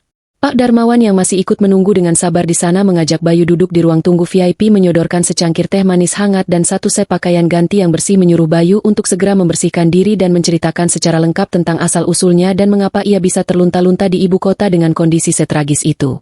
Bayu pun menceritakan semuanya tanpa ada satu bagian pun yang ditutupi, mulai dari kerja kerasnya di sawah, kelicikan kakak iparnya, fitnah pencurian emas warisan, hingga pengusiran yang sangat menyakitkan di tengah malam badai dari desa kelahirannya sendiri oleh saudara kandungnya. Mendengar cerita perjalanan hidup yang sangat berat itu, hati Pak Darmawan terasa sangat tersentuh. Ia melihat bayangan masa lalunya sendiri di dalam diri Bayu, karena berpuluh tahun yang lalu ia juga pernah menjadi seorang pemuda miskin yang membangun kerajaan bisnisnya dari titik nol dengan hanya bermodalkan keringat dan kejujuran yang tidak pernah luntur. Anakku Bayu, ketahuilah bahwa Allah tidak pernah tidur dan ujian berat yang baru saja kamu hadapi ini adalah cara Tuhan untuk mengangkat derajatmu ke tempat yang jauh lebih tinggi dan mulia dari orang-orang serakah yang telah berani memfitnahmu, kata Pak Darmawan dengan suara yang sangat kebapakan dan penuh dengan kasih sayang seorang pelindung. Pak Darmawan kemudian memberikan sebuah penawaran mengejutkan yang akan merubah jalan hidup Bayu untuk selamanya. Ia menawarkan Bayu untuk bekerja di perusahaan agribisnis dan distribusi pangannya bukan lagi sebagai kuli panggul melainkan sebagai asisten pribadinya secara langsung untuk belajar tentang seluk-beluk bisnis dan manajemen tingkat atas. Saya melihat ada potensi kepemimpinan yang sangat besar di dalam dirimu Bayu. Kamu memiliki kejujuran yang bernilai lebih dari sekadar emas dan keteguhan hati yang luar biasa menghadapi cobaan hidup. Saya akan mendidikmu sendiri menjadi seorang pengusaha sukses agar suatu saat nanti kamu bisa kembali ke desamu bukan untuk membalas dendam dengan amarah melainkan untuk membuktikan bahwa kebenaran akan selalu menjadi pemenang, tawar Pak Darmawan sambil menjabat tangan kasar Bayu dengan sangat erat dan mantap. Bayu menerima tawaran emas itu dengan tangisan haru yang membuncah. Ia mencium punggung tangan pria tua yang telah menjadi malaikat penolongnya itu dan berjanji di dalam hati akan belajar dengan sangat giat serta tidak akan pernah mengecewakan kepercayaan besar yang telah diberikan kepadanya hari ini. Pada hari itu roda nasib Bayu dan Sari resmi berputar sangat cepat ke arah yang terang benderang. Titik nadir kehidupan penderitaan mereka telah berlalu dan langkah pertama menuju singgasana kesuksesan sebagai seorang sultan agribisnis telah dimulai dari sebuah ujian kejujuran yang sangat sederhana namun bernilai lebih dari segunung emas. 10 tahun telah berlalu sejak malam yang sangat dingin di mana Bayu dan Sari diusir dari kampung halaman mereka dengan penuh penghinaan dan air mata kesedihan yang seolah tidak berujung. Waktu yang terus bergulir itu bukanlah waktu yang dihabiskan Bayu untuk meratapi nasib atau tenggelam dalam kebencian yang mendalam melainkan digunakan sebagai cambuk untuk menempa dirinya menjadi sosok manusia yang sangat berbeda dari sebelumnya. Di bawah bimbingan langsung Pak Darmawan yang sudah menganggap Bayu seperti anak kandungnya sendiri, Bayu membuktikan bahwa kecerdasan tidak selalu harus lahir dari bangku sekolahan formal yang mahal tetapi bisa juga diasah melalui kemauan keras untuk terus belajar dari kerasnya kehidupan. Bayu mulai mempelajari seluk-beluk bisnis dari level paling dasar. Ia terjun langsung ke lapangan bernegosiasi dengan para petani kecil di berbagai daerah pelosok untuk mendapatkan harga beli gabah dan palawija yang adil bagi kedua belah pihak tanpa ada satupun pihak yang merasa dirugikan. Sifatnya yang sangat jujur, rendah hati dan selalu berpegang teguh pada prinsip syariat agama dalam berniaga membuatnya sangat cepat mendapatkan kepercayaan penuh dari para pemasok bahan pangan tradisional, hingga para mitra bisnis kelas kakap di ibu kota. Ketajaman insting bisnis Bayu mulai terlihat saat ia menyarankan Pak Darmawan untuk mulai berinvestasi pada sistem pertanian modern terpadu dan membuka jalur distribusi langsung ke pasar swalayan yang pada akhirnya berhasil melipat gandakan keuntungan perusahaan dalam waktu kurang dari 2 tahun saja. Perlahan tapi pasti posisi Bayu di perusahaan itu merangkak naik sangat cepat. Dari sekadar seorang asisten pribadi kini ia menduduki kursi direktur operasional yang memegang kendali penuh atas ribuan karyawan dan puluhan gudang penyimpanan pangan berskala nasional yang tersebar di seluruh Pulau Jawa.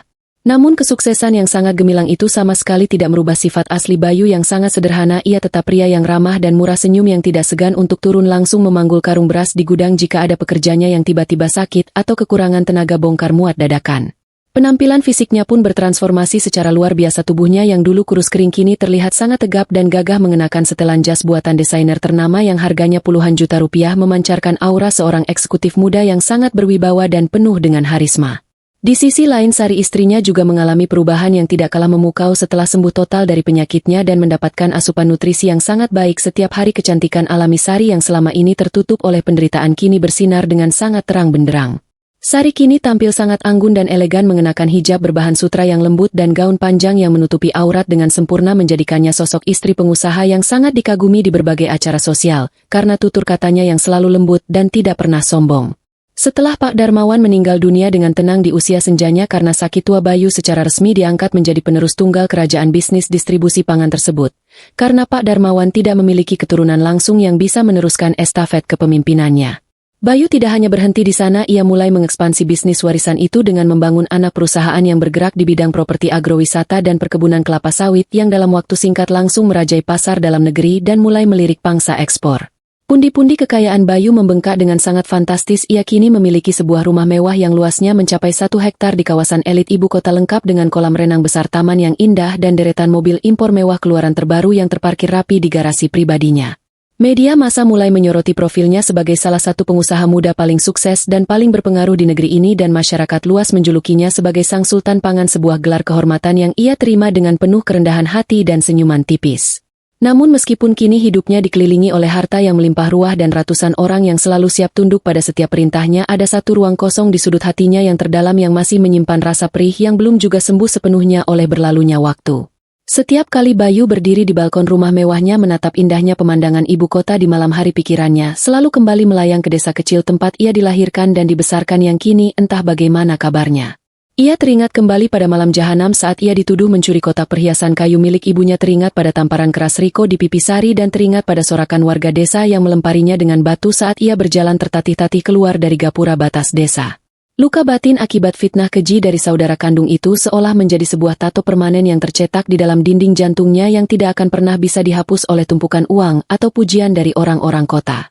Bayu sebenarnya sudah lama memaafkan perlakuan kasar para warga desa karena ia sadar bahwa mereka hanyalah sekumpulan orang bodoh yang mudah terhasut oleh tipu daya Siska. Namun, untuk memaafkan Riko kakaknya sendiri, Bayu merasa ia masih membutuhkan sebuah pertanggungjawaban moral yang sepadan. Ia tidak ingin membalas dendam dengan cara yang kotor atau menyewa preman bayaran untuk menyakiti keluarga Riko, karena itu hanya akan menjadikannya sosok yang sama rendahnya dengan kakaknya yang sangat serakah dan tidak punya hati nurani tersebut. Sari yang selalu mengerti isi pikiran suaminya hanya dengan melihat tatapan matanya perlahan mendekati Bayu dari belakang lalu memeluk pinggang suaminya dengan sangat lembut, memberikan kehangatan yang selalu berhasil menenangkan badai di dalam jiwa Bayu. "Mas, aku tahu apa yang sedang kamu pikirkan. Jika memang sudah waktunya kita kembali ke sana untuk membersihkan nama baik kita, maka aku akan selalu berada di sampingmu untuk mendukung semua keputusanmu. Namun berjanjilah padaku satu hal, Mas," ucap Sari sambil menyandarkan kepalanya di punggung Bayu yang bidang. Bayu menoleh ke belakang dan membelai pipi istrinya dengan penuh kasih sayang, bertanya dengan suara yang sangat lembut tentang janji apa yang diinginkan oleh wanita yang telah menemani perjuangannya dari titik terendah hingga mencapai puncak kejayaan ini. "Berjanjilah padaku bahwa kita kembali ke sana bukan untuk menyombongkan harta kita atau merendahkan orang lain. Balaslah kedengkian masa lalu mereka dengan keanggunan seorang pemenang yang pemaaf. Biarkan hukum Allah yang bekerja untuk membalas semua perbuatan jahat Kak Riko dan Mbak Siska," pinta Sari dengan mata yang sedikit berkaca-kaca.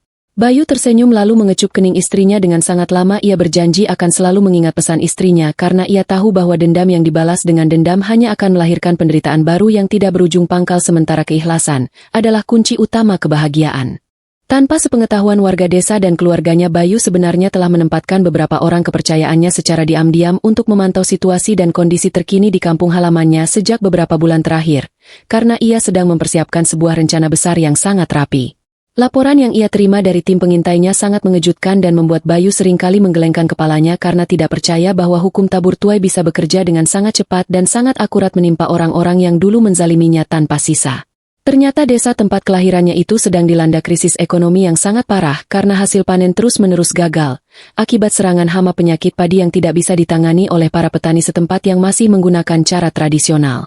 Selain itu, Riko yang dulu sangat kaya dan berkuasa kini dikabarkan sedang berada di ambang kehancuran finansial total, karena ia ternyata kecanduan bermain judi online kelas kakap dan sering kalah, hingga harus menjual sebagian besar aset tanah warisannya dengan harga yang sangat murah. Siska istrinya juga tidak kalah buruk kelakuannya. Ia terus-menerus berfoya-foya membeli perhiasan dan tas bermerek palsu demi menjaga gengsi di depan ibu-ibu arisan, hingga tanpa sadar ia telah menjerat suaminya sendiri ke dalam lilitan hutang yang sangat besar kepada beberapa lintah darat paling kejam di kota kabupaten. Bayu melihat semua laporan itu dengan perasaan campur aduk antara sedih melihat kampung halamannya terpuruk, namun di sisi lain ia merasa bahwa inilah momen yang sangat tepat baginya untuk kembali dan menyelesaikan urusannya yang belum tuntas di masa lalu. Ia memerintahkan asisten pribadinya untuk mulai mencari informasi tentang keberadaan sertifikat rumah warisan orang tuanya, karena ia memiliki niat untuk membeli kembali rumah tersebut dengan harga berapapun agar jatuh ke tangan yang berhak. Betapa terkejutnya Bayu saat asistennya melaporkan bahwa sertifikat rumah itu ternyata sudah lama digadaikan oleh Riko kepada seorang rentenir dan sekarang rumah bersejarah itu sedang dalam proses penyitaan paksa karena Riko tidak sanggup membayar bunga pinjaman yang terus membengkak setiap bulannya. Mata Bayu langsung menyipit tajam. Ia merasa ini adalah kesempatan emas yang dikirimkan oleh langit untuknya. Ia segera memerintahkan asisten hukum perusahaannya untuk mengambil alih hutang tersebut secara diam-diam dari tangan rentenir, agar seluruh hak kepemilikan rumah warisan itu secara otomatis berpindah ke tangan perusahaannya secara sah di mata hukum. Rencana besar kepulangan Sang Sultan Pangan telah disusun dengan sangat teliti dan sempurna. Tidak ada satupun detail yang terlewatkan karena Bayu ingin kepulangannya kali ini menjadi sebuah pelajaran hidup paling berharga bagi semua orang di desa yang dulu pernah menertawakan penderitaannya. Sementara itu di kantor pusat perusahaannya yang megah, Bayu sedang mengadakan rapat direksi terakhir sebelum ia mengambil cuti panjang untuk mengurus urusan pribadinya di kampung halaman. Rapat itu berjalan sangat lancar karena semua target penjualan tahun ini sudah tercapai melebihi ekspektasi. Setelah rapat selesai, Bayu duduk sendirian di kursi kebesarannya menatap foto kedua orang tuanya yang ia bingkai dengan sangat indah. Di atas meja kerjanya sebuah foto kusam yang berhasil ia selamatkan dan ia bawa di dalam tas bajunya saat malam pengusiran belasan tahun yang lalu. Bapak Ibu Bayu sudah menepati janji Bayu untuk menjadi orang sukses yang jujur dan tidak pernah memakan harta orang lain secara batil. Sebentar lagi Bayu akan pulang untuk mengambil kembali rumah kita yang sudah dirusak oleh keserakahan Kak Riko, dan Bayu akan memastikan nama baik keluarga kita bersih kembali di mata seluruh warga desa, bisik Bayu dengan suara yang sedikit bergetar menahan haru. Ia menarik napas panjang dan melepaskannya perlahan, merasa sangat siap untuk menghadapi hantu-hantu masa lalunya, karena kali ini ia tidak lagi datang sebagai seorang adik yang miskin dan lemah, melainkan datang sebagai seorang penguasa ekonomi yang bisa membeli seluruh isi desa itu, hanya dengan satu jentikan jarinya saja. Waktu perhitungan sudah semakin dekat dan hari pembalasan yang sangat elegan itu tinggal menunggu hitungan jam mengubah sejarah kelam desa tersebut menjadi sebuah cerita legenda tentang karma dan keadilan yang akan dikenang sepanjang masa oleh generasi berikutnya.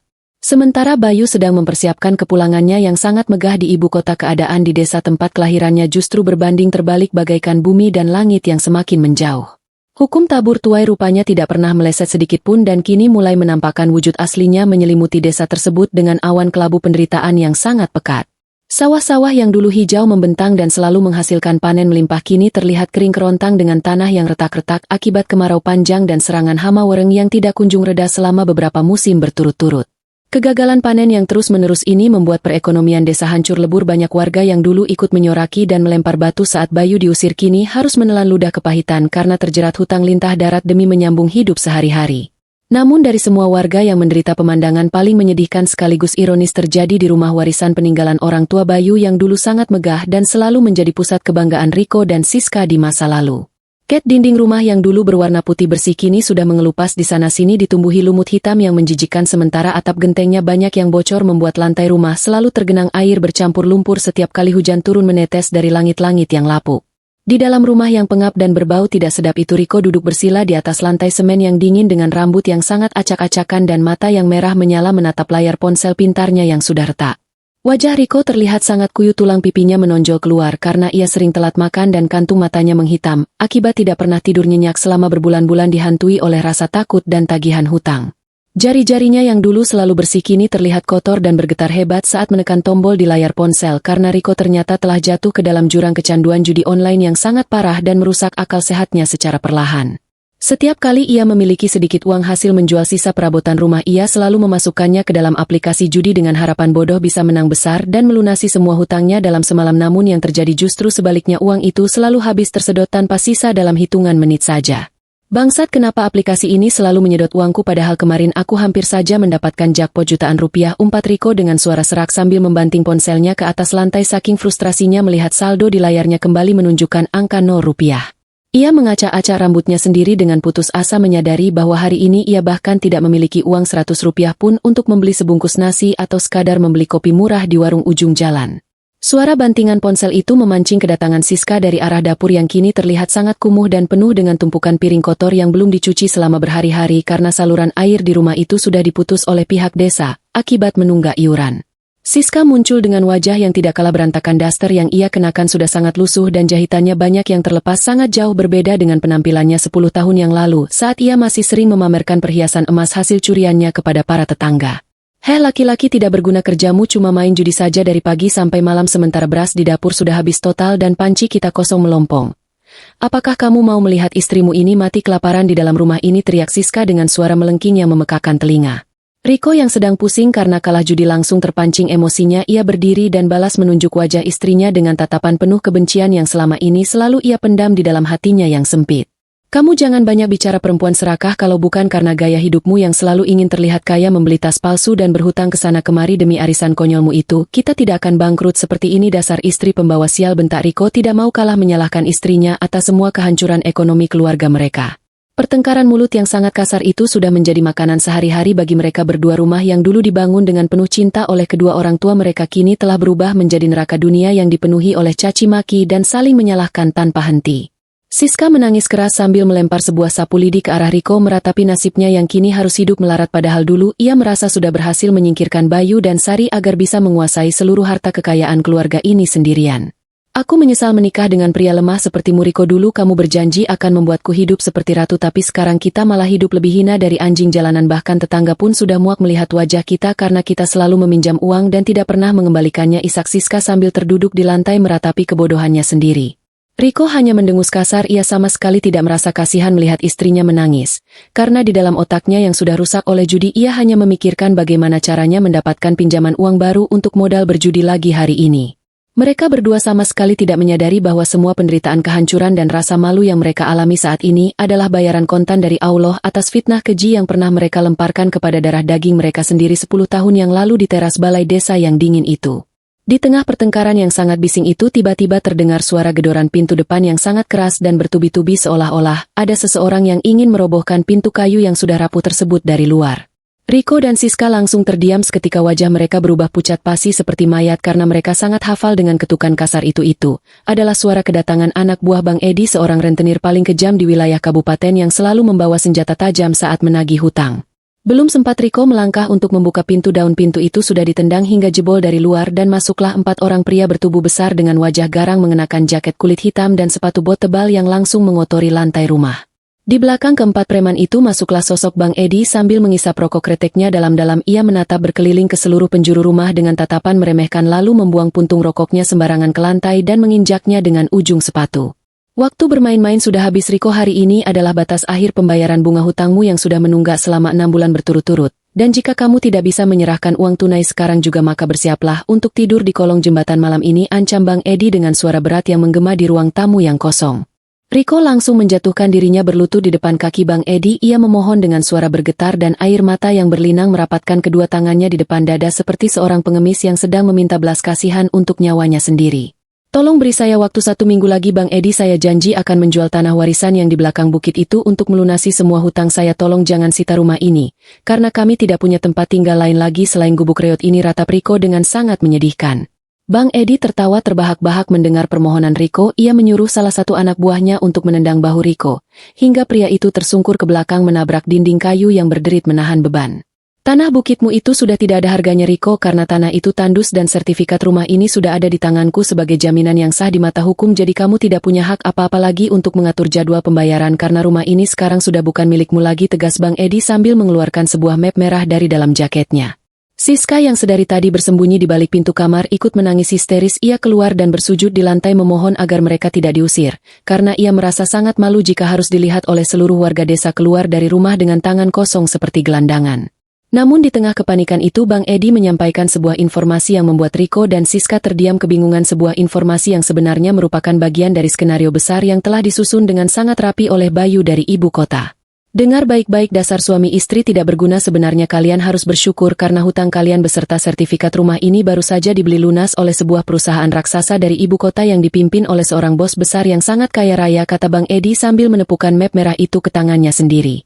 Riko dan Siska saling berpandangan, mata mereka seketika berbinar mendengar kata bos besar kaya raya. Otak licik mereka langsung berpikir bahwa ini adalah sebuah keajaiban dari langit yang akan menyelamatkan mereka dari kehancuran total malam ini juga.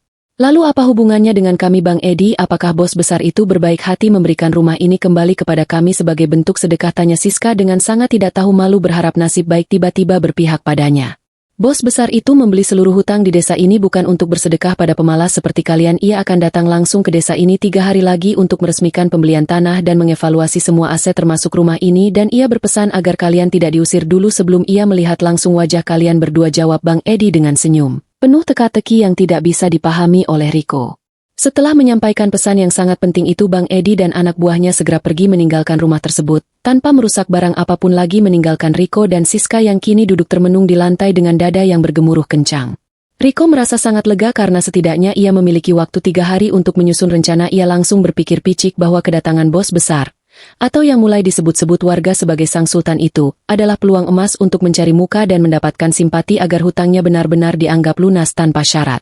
Siska, kamu dengar sendiri kan, bos besar itu pasti orang yang sangat dermawan dan mudah ditipu. Kita harus mempersiapkan diri menyambut kedatangannya dengan sangat meriah dan berdandan serapi mungkin agar dia mengira kita adalah tokoh penting di desa ini yang layak untuk dipekerjakan sebagai tangan kanannya, ucap Riko dengan mata yang kembali berbinar dipenuhi oleh keserakahan yang tidak pernah mati.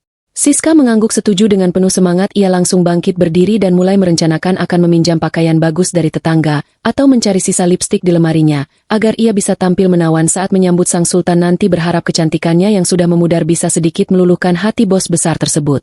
Mereka berdua sama sekali buta terhadap kenyataan bahwa jaring perangkap yang sangat mematikan telah ditebarkan dan mereka sedang berjalan dengan sangat riang gembira menuju pusat jebakan yang akan mengakhiri sisa-sisa harga diri mereka di depan seluruh penduduk desa tanpa ampun.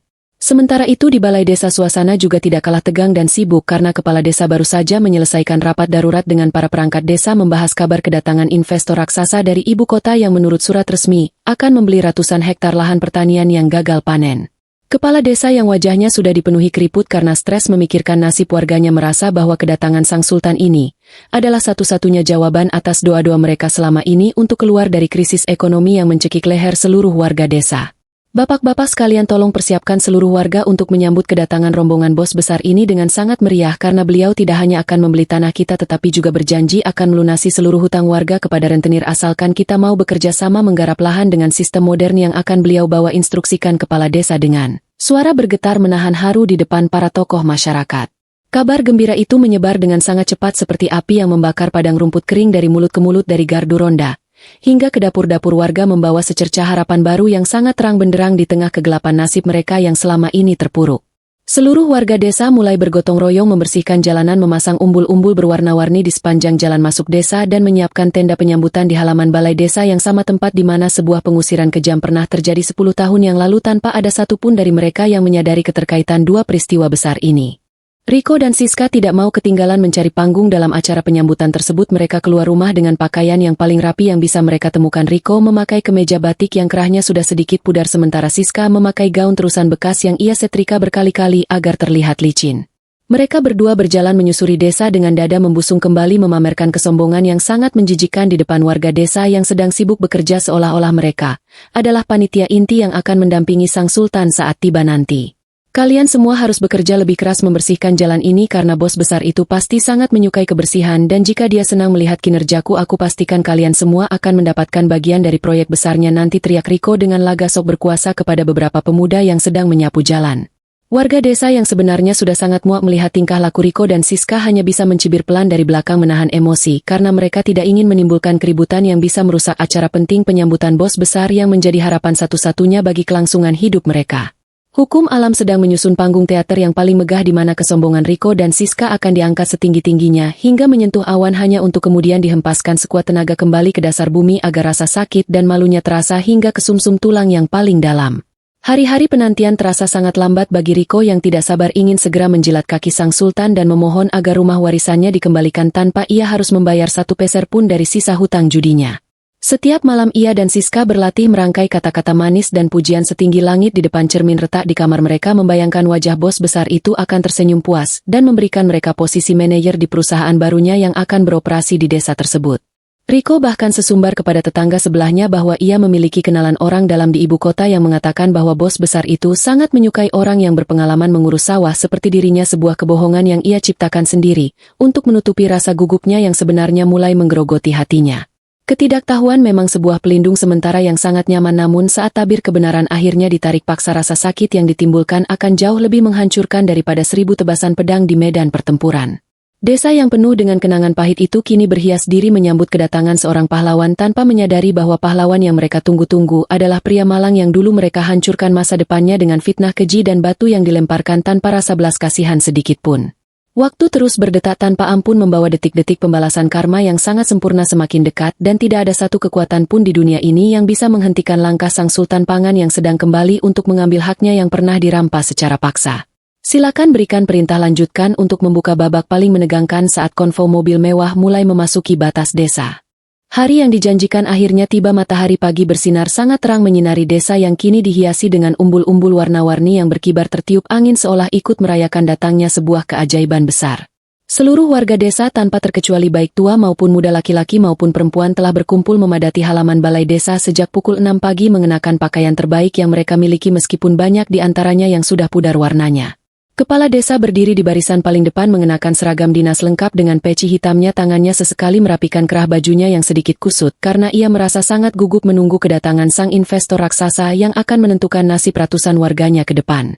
Di samping kepala desa berdiri Riko dan Siska yang berhasil menyelinap ke barisan terdepan dengan cara mendorong beberapa warga yang lebih tua agar mereka bisa menjadi orang pertama yang menyambut dan bersalaman dengan bos besar dari ibu kota tersebut.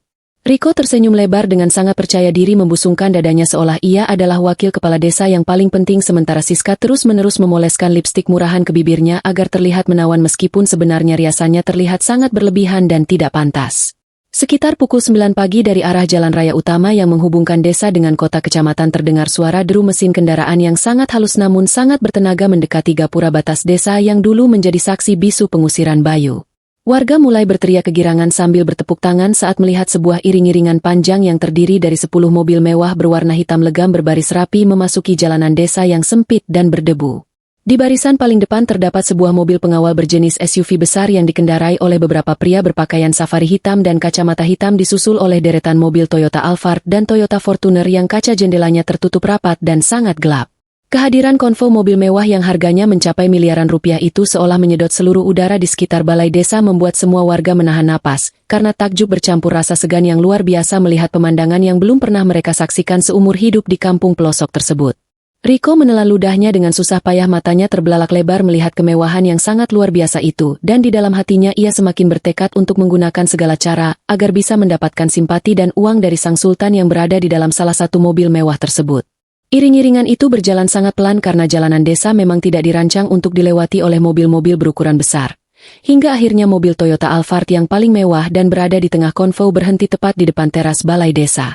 Para pengawal bertubuh kekar segera turun dari mobil SUV depan dan belakang mereka langsung membuat barikade pengamanan melingkar di sekitar mobil utama memastikan tidak ada warga yang mendekat terlalu dekat sebelum bos besar mereka turun. Kepala desa melangkah maju dengan sedikit gemetar, ia menundukkan kepalanya sebagai tanda hormat menunggu pintu geser mobil Alphard itu terbuka sementara Riko langsung ikut maju berdiri tepat di belakang kepala desa dengan wajah yang disetel seramah mungkin.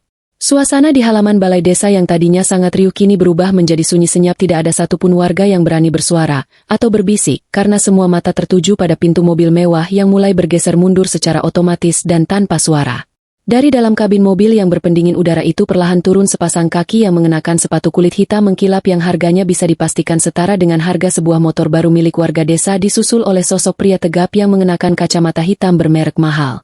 Pria itu keluar dengan sangat elegan mengenakan setelan jas abu-abu gelap dengan potongan yang sangat pas di badan memancarkan aura seorang penguasa sejati yang sangat dominan dan tidak bisa dibantah oleh siapapun yang berada di sekitarnya. Setelah berdiri tegak pria itu berbalik dan mengulurkan tangannya ke dalam mobil membantu seorang wanita untuk turun dengan sangat hati-hati dan penuh kelembutan yang membuat ibu-ibu di barisan belakang berdecak kagum. Wanita itu turun dengan sangat anggun, ia mengenakan gaun panjang berwarna biru dongker yang dipadukan dengan hijab sutra berwarna senada kulit wajahnya terlihat sangat bersih bercahaya memancarkan kecantikan seorang ratu yang sesungguhnya di tengah-tengah kesederhanaan desa tersebut. Pria itu melepaskan kacamata hitamnya perlahan-lahan menyapukan pandangannya ke seluruh sudut halaman balai desa melihat satu persatu wajah warga yang sedang berdiri kaku di depannya dengan tatapan mata yang setajam elang namun sedingin es. Saat wajah pria itu terlihat jelas dan tidak terhalang apapun lagi gelombang kejut yang sangat dahsyat langsung menghantam seluruh kerumunan warga desa bagaikan petir di siang bolong yang menghanguskan seluruh akal sehat mereka dalam waktu sepersekian detik saja. Jantung Riko seolah berhenti berdetak, mulutnya menganga lebar hingga lalat bisa masuk ke dalamnya sementara matanya melotot seakan mau keluar dari kelopaknya melihat wajah pria tajir di depannya yang sangat ia kenali meskipun sudah berubah drastis menjadi sangat tampan dan berwibawa. Lutut Siska langsung bergetar hebat tidak mampu menopang berat badannya sendiri hingga ia harus berpegangan kuat pada lengan suaminya karena wanita anggun yang berdiri di samping pria itu tidak lain dan tidak bukan adalah Sari, wanita miskin yang dulu sering ia siksa dan ia jadikan pembantu di rumah warisan. Mustahil, ini pasti mimpi buruk, tidak mungkin pria kaya raya ini adalah si Bayu anak miskin yang sudah kusir 10 tahun yang lalu. Batin Riko menjerit histeris. Akalnya menolak mentah-mentah kenyataan yang terpampang nyata di depan kedua bola matanya sendiri. Kepala desa yang juga menyadari identitas asli dari sang sultan pangan itu langsung menutupi mulutnya dengan kedua tangan, wajahnya berubah pucat pasi teringat kembali pada malam di mana ia menjatuhkan vonis kejam tanpa memberikan kesempatan Bayu untuk membela diri di tempat yang sama persis saat ini. Seluruh warga desa yang mulai mengenali wajah Bayu dan Saris ketika dilanda ketakutan yang luar biasa membayangkan pembalasan dendam seperti apa yang akan dilakukan oleh pria yang kini memiliki kekuasaan ekonomi untuk menghancurkan kehidupan mereka hingga rata dengan tanah tanpa sisa. Bayu berdiri tegak di depan teras balai desa, ia tidak tersenyum sedikit pun melainkan menatap langsung ke arah kakaknya dengan sorot mata yang penuh dengan kemenangan absolut dan rasa kasihan yang sangat menyakitkan bagi harga diri seorang Riko. Selamat pagi Bapak Kepala Desa dan seluruh warga desa yang saya hormati, perkenalkan saya Bayu, Direktur Utama dari perusahaan distribusi pangan yang baru saja mengambil alih seluruh hutang kalian dari tangan rentenir, sapa Bayu dengan suara bariton yang sangat tenang namun bergema ke seluruh penjuru halaman balai desa.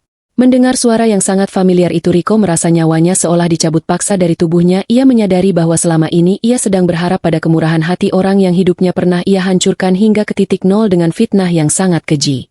Siska tidak sanggup menahan rasa malunya yang sangat besar melihat Sari kini berdiri di depannya dengan penampilan yang jauh lebih mewah dari apa yang pernah ia impikan seumur hidup. Ia langsung menundukkan kepalanya dalam-dalam berharap bumi terbelah dan menelannya saat itu juga. Beberapa warga desa yang dulu ikut melempar batu mulai menangis ketakutan dan ada yang langsung bersimpuh di atas tanah memohon ampunan karena mereka berpikir bahwa Bayu kembali membawa pasukan preman ini untuk meratakan rumah mereka dan mengusir mereka dari desa sebagai balasan yang setimpal. Riko yang sudah kehilangan akal sehatnya akibat rasa panik yang tidak terkendali mencoba melangkah maju mendekati Bayu dengan senyum yang sangat dipaksakan dan terlihat sangat menyedihkan di mata siapapun yang melihatnya. Bayu adikku tersayang, kamu sudah pulang, rupanya Mas sangat merindukanmu. Selama ini Mas selalu berdoa agar kamu sukses di kota dan lihatlah sekarang doaku terkabul, kamu sudah menjadi orang hebat yang membanggakan keluarga, ucap Riko dengan suara bergetar mencoba memainkan kartu keluarga yang sudah ia buang 10 tahun yang lalu. Bayu tidak menjawab, ia hanya mengangkat tangan kanannya memberikan isyarat kepada pengawalnya untuk menahan langkah Riko, agar tidak terlalu dekat dengannya. Lalu ia menatap kakaknya dengan tatapan yang sangat dingin dan menusuk hingga ke dasar jiwa yang paling gelap. Jangan panggil aku adikmu Riko, karena pada malam hujan badai di tempat ini 10 tahun yang lalu kamu sendiri yang mengatakan bahwa kamu menyesal memiliki adik seorang pencuri dan kamu telah menganggapku mati di depan seluruh warga desa ini, jawab Bayu dengan nada suara yang sangat datar namun mengandung tekanan psikologis yang sangat berat. Ucapan Bayu itu bagaikan tamparan keras yang tidak terlihat yang menghantam wajah Riko membuat pria sombong itu langsung jatuh berlutut di tanah berdebu kehilangan seluruh sisa harga dirinya di hadapan orang-orang yang dulu selalu memujanya sebagai orang terkaya di desa. Sari yang berdiri di samping Bayu hanya tersenyum tipis melihat Siska yang sedang menunduk gemetar ketakutan. Ia tidak berniat membalas dendam dengan caci maki, karena melihat kondisi kakak iparnya yang sangat memprihatinkan itu saja sudah cukup menjadi bukti nyata bahwa Allah Maha Adil dalam memberikan balasan. Kepala desa melangkah maju dengan langkah ragu-ragu, ia melepas pecinya dan membungkukkan badannya sangat rendah meminta maaf dengan suara yang terisak karena penyesalan yang sangat dalam atas keputusan butanya di masa lalu yang hampir saja membunuh masa depan dua insan yang tidak bersalah. Nak Bayu, Bapak memohon ampun beribu ampun atas kesalahan Bapak dan warga desa ini di masa lalu. Kami sadar kami telah dibutakan oleh fitnah dan kami siap menerima hukuman apapun dari Nak Bayu asalkan Nak Bayu tidak mengusir kami dari desa ini. Karena kami sudah tidak punya apa-apa lagi, mohon kepala desa mewakili seluruh warganya yang kini ikut bersujud massal di halaman balai desa. Pemandangan ratusan orang bersujud meminta ampun kepada seorang pria yang dulu mereka hina dan mereka lempari kotoran adalah sebuah klimaks psikologis yang sangat luar biasa, sebuah pembuktian nyata bahwa roda nasib memang berputar sangat tajam dan keadilan selalu menemukan jalannya sendiri meski harus menunggu sangat lama. Bayu menarik napas panjang melihat pemandangan itu. Di dalam hatinya ia merasa lega karena dendam masa lalunya akhirnya terbayar lunas tanpa ia harus mengangkat satu jari pun untuk menyakiti mereka secara fisik, karena rasa penyesalan dan rasa malu yang mereka rasakan saat ini jauh lebih menyakitkan daripada pukulan benda tumpul. Berdirilah kalian semua, aku datang ke sini bukan untuk menghukum atau mengusir kalian seperti yang kalian lakukan kepadaku dulu, karena aku telah berjanji pada istriku untuk kembali ke desa ini sebagai seorang pemenang yang membawa kedamaian bukan membawa kehancuran, perintah Bayu dengan suara yang sedikit melembut membuat warga perlahan mengangkat kepala mereka dengan perasaan tidak percaya. Bayu kemudian menjelaskan bahwa ia telah melunasi seluruh hutang warga desa kepada rentenir murni sebagai bentuk sedekah dan ia juga akan memberikan modal bibit padi unggul serta pupuk gratis kepada seluruh petani agar sawah-sawah di desa ini bisa kembali hijau dan menghasilkan panen yang melimpah seperti sedia kala. Mendengar kebaikan hati yang sangat luar biasa dari orang yang pernah mereka zalimi itu, seluruh warga desa langsung menangis haru dan mengucapkan rasa syukur yang tidak terhingga. Mereka berjanji akan bekerja keras dan tidak akan pernah lagi mudah percaya pada fitnah yang memecah belah persaudaraan. Namun di tengah suasana haru yang menyelimuti warga desa itu, tatapan Bayu kembali tertuju pada Riko dan Siska yang masih berlutut di tanah menunggu dengan penuh harap agar mereka juga mendapatkan pengampunan dan pelunasan hutang seperti warga desa lainnya. Bayu melangkah mendekati kakaknya, ia menatap Riko dari atas ke bawah melihat kejatuhan seorang kakak yang dulu sangat ia hormati namun ternyata memiliki hati yang sangat busuk dan dipenuhi oleh keserakahan yang tidak pernah puas. Semua hutang warga desa ini sudah lunas, tapi untukmu Riko aku memiliki perhitungan yang berbeda karena luka yang kamu torehkan kepadaku bukanlah luka biasa melainkan pengkhianatan dari darah dagingku sendiri, ucap Bayu dengan suara pelan namun terdengar sangat mengancam di telinga Riko yang membuat pria itu semakin merinding ketakutan menunggu vonis terakhir dari sang adik. Riko yang masih berlutut di tanah berdebu menelan ludah dengan sangat susah payah, jantungnya berdetak liar seakan mau melompat keluar dari dadanya menanti kelanjutan ucapan dari adiknya yang kini memiliki kekuasaan mutlak atas nasibnya. Bayu berdiri tegak di depan kakaknya mengeluarkan sebuah map berwarna merah dari balik jasnya, map yang sama persis dengan yang pernah ditunjukkan oleh Bang Edi sang rentenir kejam beberapa hari yang lalu. Bayu membuka map itu secara perlahan dan mengeluarkan selembar kertas yang terlihat sangat usang namun sangat penting, yaitu sertifikat asli rumah warisan peninggalan kedua orang tua mereka yang selama ini dikuasai oleh Riko dengan cara yang licik. Riko, sertifikat rumah bapak dan ibu kini sudah sah berada di tanganku. Aku membelinya dari rentenir tempatmu menggadaikan rumah ini demi memuaskan nafsu judimu yang tidak pernah ada habisnya itu, kata Bayu sambil memegang sertifikat itu tinggi-tinggi agar bisa dilihat oleh seluruh warga desa yang hadir. Riko langsung menundukkan kepalanya dalam-dalam, tidak berani menatap mata Bayu karena rasa malunya sudah mencapai batas maksimal, sementara Siska yang berada di sampingnya hanya bisa menangis terseduh-seduh meratapi kehancuran yang mereka ciptakan sendiri.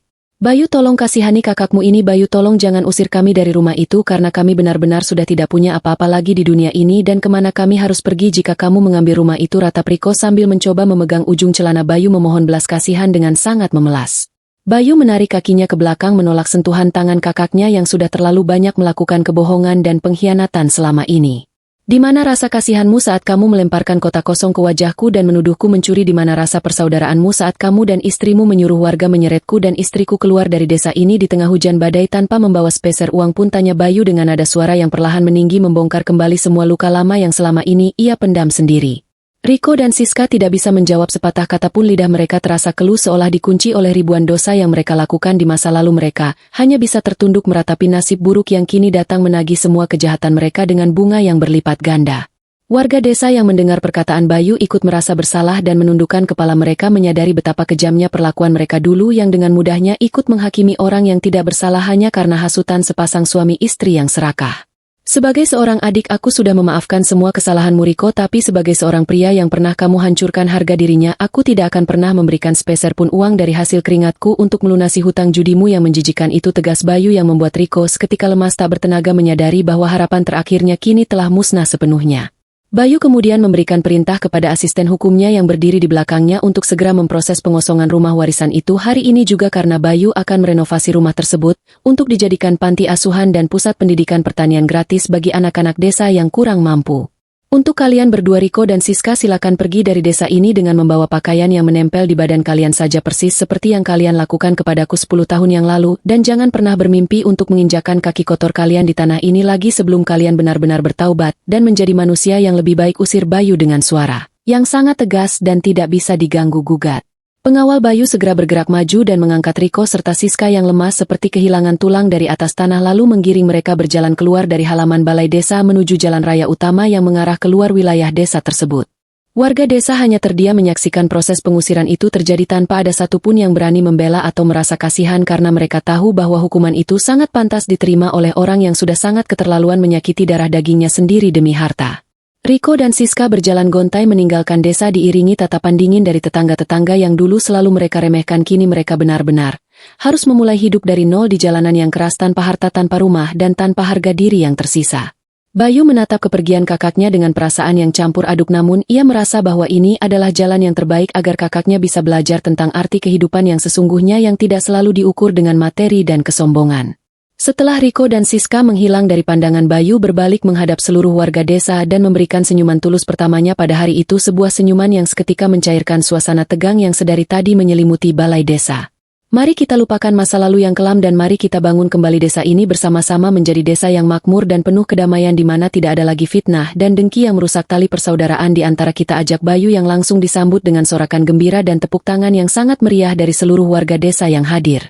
Hari itu menjadi titik awal kebangkitan desa tersebut. Dari keterpurukan, Bayu benar-benar menepati janjinya untuk membangun desa dengan mendirikan fasilitas pertanian modern, memperbaiki infrastruktur jalan dan memastikan setiap warga memiliki penghasilan yang layak dari hasil bumi yang mereka tanam. Rumah warisan orang tuanya yang dulu menjadi sumber konflik dan keserakahan kini telah dirombak menjadi sebuah panti asuhan yang sangat indah di mana suara tawa anak-anak yatim piatu menggantikan suara makian dan pertengkaran yang dulu sering terdengar dari dalam rumah tersebut. Bayu dan Sari kembali ke ibu kota dengan hati yang sangat ringan dan damai. Mereka telah berhasil membungkam semua mulut para pendengki, bukan dengan amarah atau caci maki, melainkan dengan bukti kesuksesan yang gilang gemilang dan kebaikan hati yang tiada batas. Kisah perjuangan mereka berdua dari seorang buruh tani miskin yang difitnah hingga menjadi penguasa ekonomi yang dermawan terus diceritakan dari mulut ke mulut, menjadi sebuah legenda yang akan selalu diingat oleh generasi penerus di desa itu sebagai pengingat abadi bahwa kebenaran akan selalu menang melawan kejahatan pada akhirnya. Sang Sultan Pangan telah menuntaskan tugasnya di masa lalu dan kini ia siap melangkah maju menuju masa depan yang jauh lebih cerah bersama bidadari surganya yang tidak pernah lelah mendampinginya dalam setiap suka dan duka kehidupan. Kisah Bayu dan Sari memberikan pelajaran yang sangat berharga bagi kita semua bahwa fitnah dan kesombongan adalah racun mematikan yang suatu saat akan kembali menghancurkan hidup pembuatnya sendiri. Tidak peduli seberapa keras kita dijatuhkan dan difitnah oleh orang-orang di sekitar kita bahkan oleh keluarga sendiri asalkan kita tetap berpegang teguh pada kejujuran kerja keras dan keyakinan kepada Allah maka semua penderitaan itu hanyalah ujian sementara sebelum kita diangkat ke derajat yang lebih tinggi. Pembalasan dendam yang paling menyakitkan bagi orang yang menzalimi kita bukanlah dengan membalas kejahatan mereka dengan kejahatan yang serupa melainkan dengan menunjukkan kepada mereka bahwa kita bisa bangkit menjadi pribadi yang jauh lebih sukses, lebih kuat dan lebih pemaaf dari apa yang pernah mereka bayangkan. Jadilah seperti Bayu dan Sari yang mampu mengubah air mata kesedihan menjadi lautan kesuksesan yang bermanfaat bagi banyak orang dan biarkan hukum tabur tuai yang bekerja menyelesaikan sisanya karena keadilan Tuhan tidak akan pernah salah alamat. Terima kasih banyak telah setia mendengarkan kisah inspiratif dari perjalanan hidup Bayu dan Sari di channel Cerita di Balik Luka ini hingga akhir cerita. Kami berharap kisah ini bisa memberikan motivasi dan pelajaran berharga bagi teman-teman semua yang mungkin sedang berjuang menghadapi masa-masa sulit dalam hidup. Jika kalian merasa tersentuh dan menyukai cerita ini jangan lupa untuk menekan tombol like, berikan komentar kalian di bawah tentang bagian mana yang paling berkesan dari cerita ini dan pastikan kalian sudah menekan tombol subscribe, serta menyalakan lonceng notifikasi agar tidak ketinggalan video-video cerita kehidupan penuh makna lainnya dari kami. Bagikan juga video ini ke teman-teman dan keluarga kalian agar pesan kebaikannya bisa tersebar lebih luas lagi. Sampai jumpa di kisah seru selanjutnya, tetaplah semangat berbuat baik dan percayalah bahwa setiap kesulitan pasti akan ada jalan keluarnya.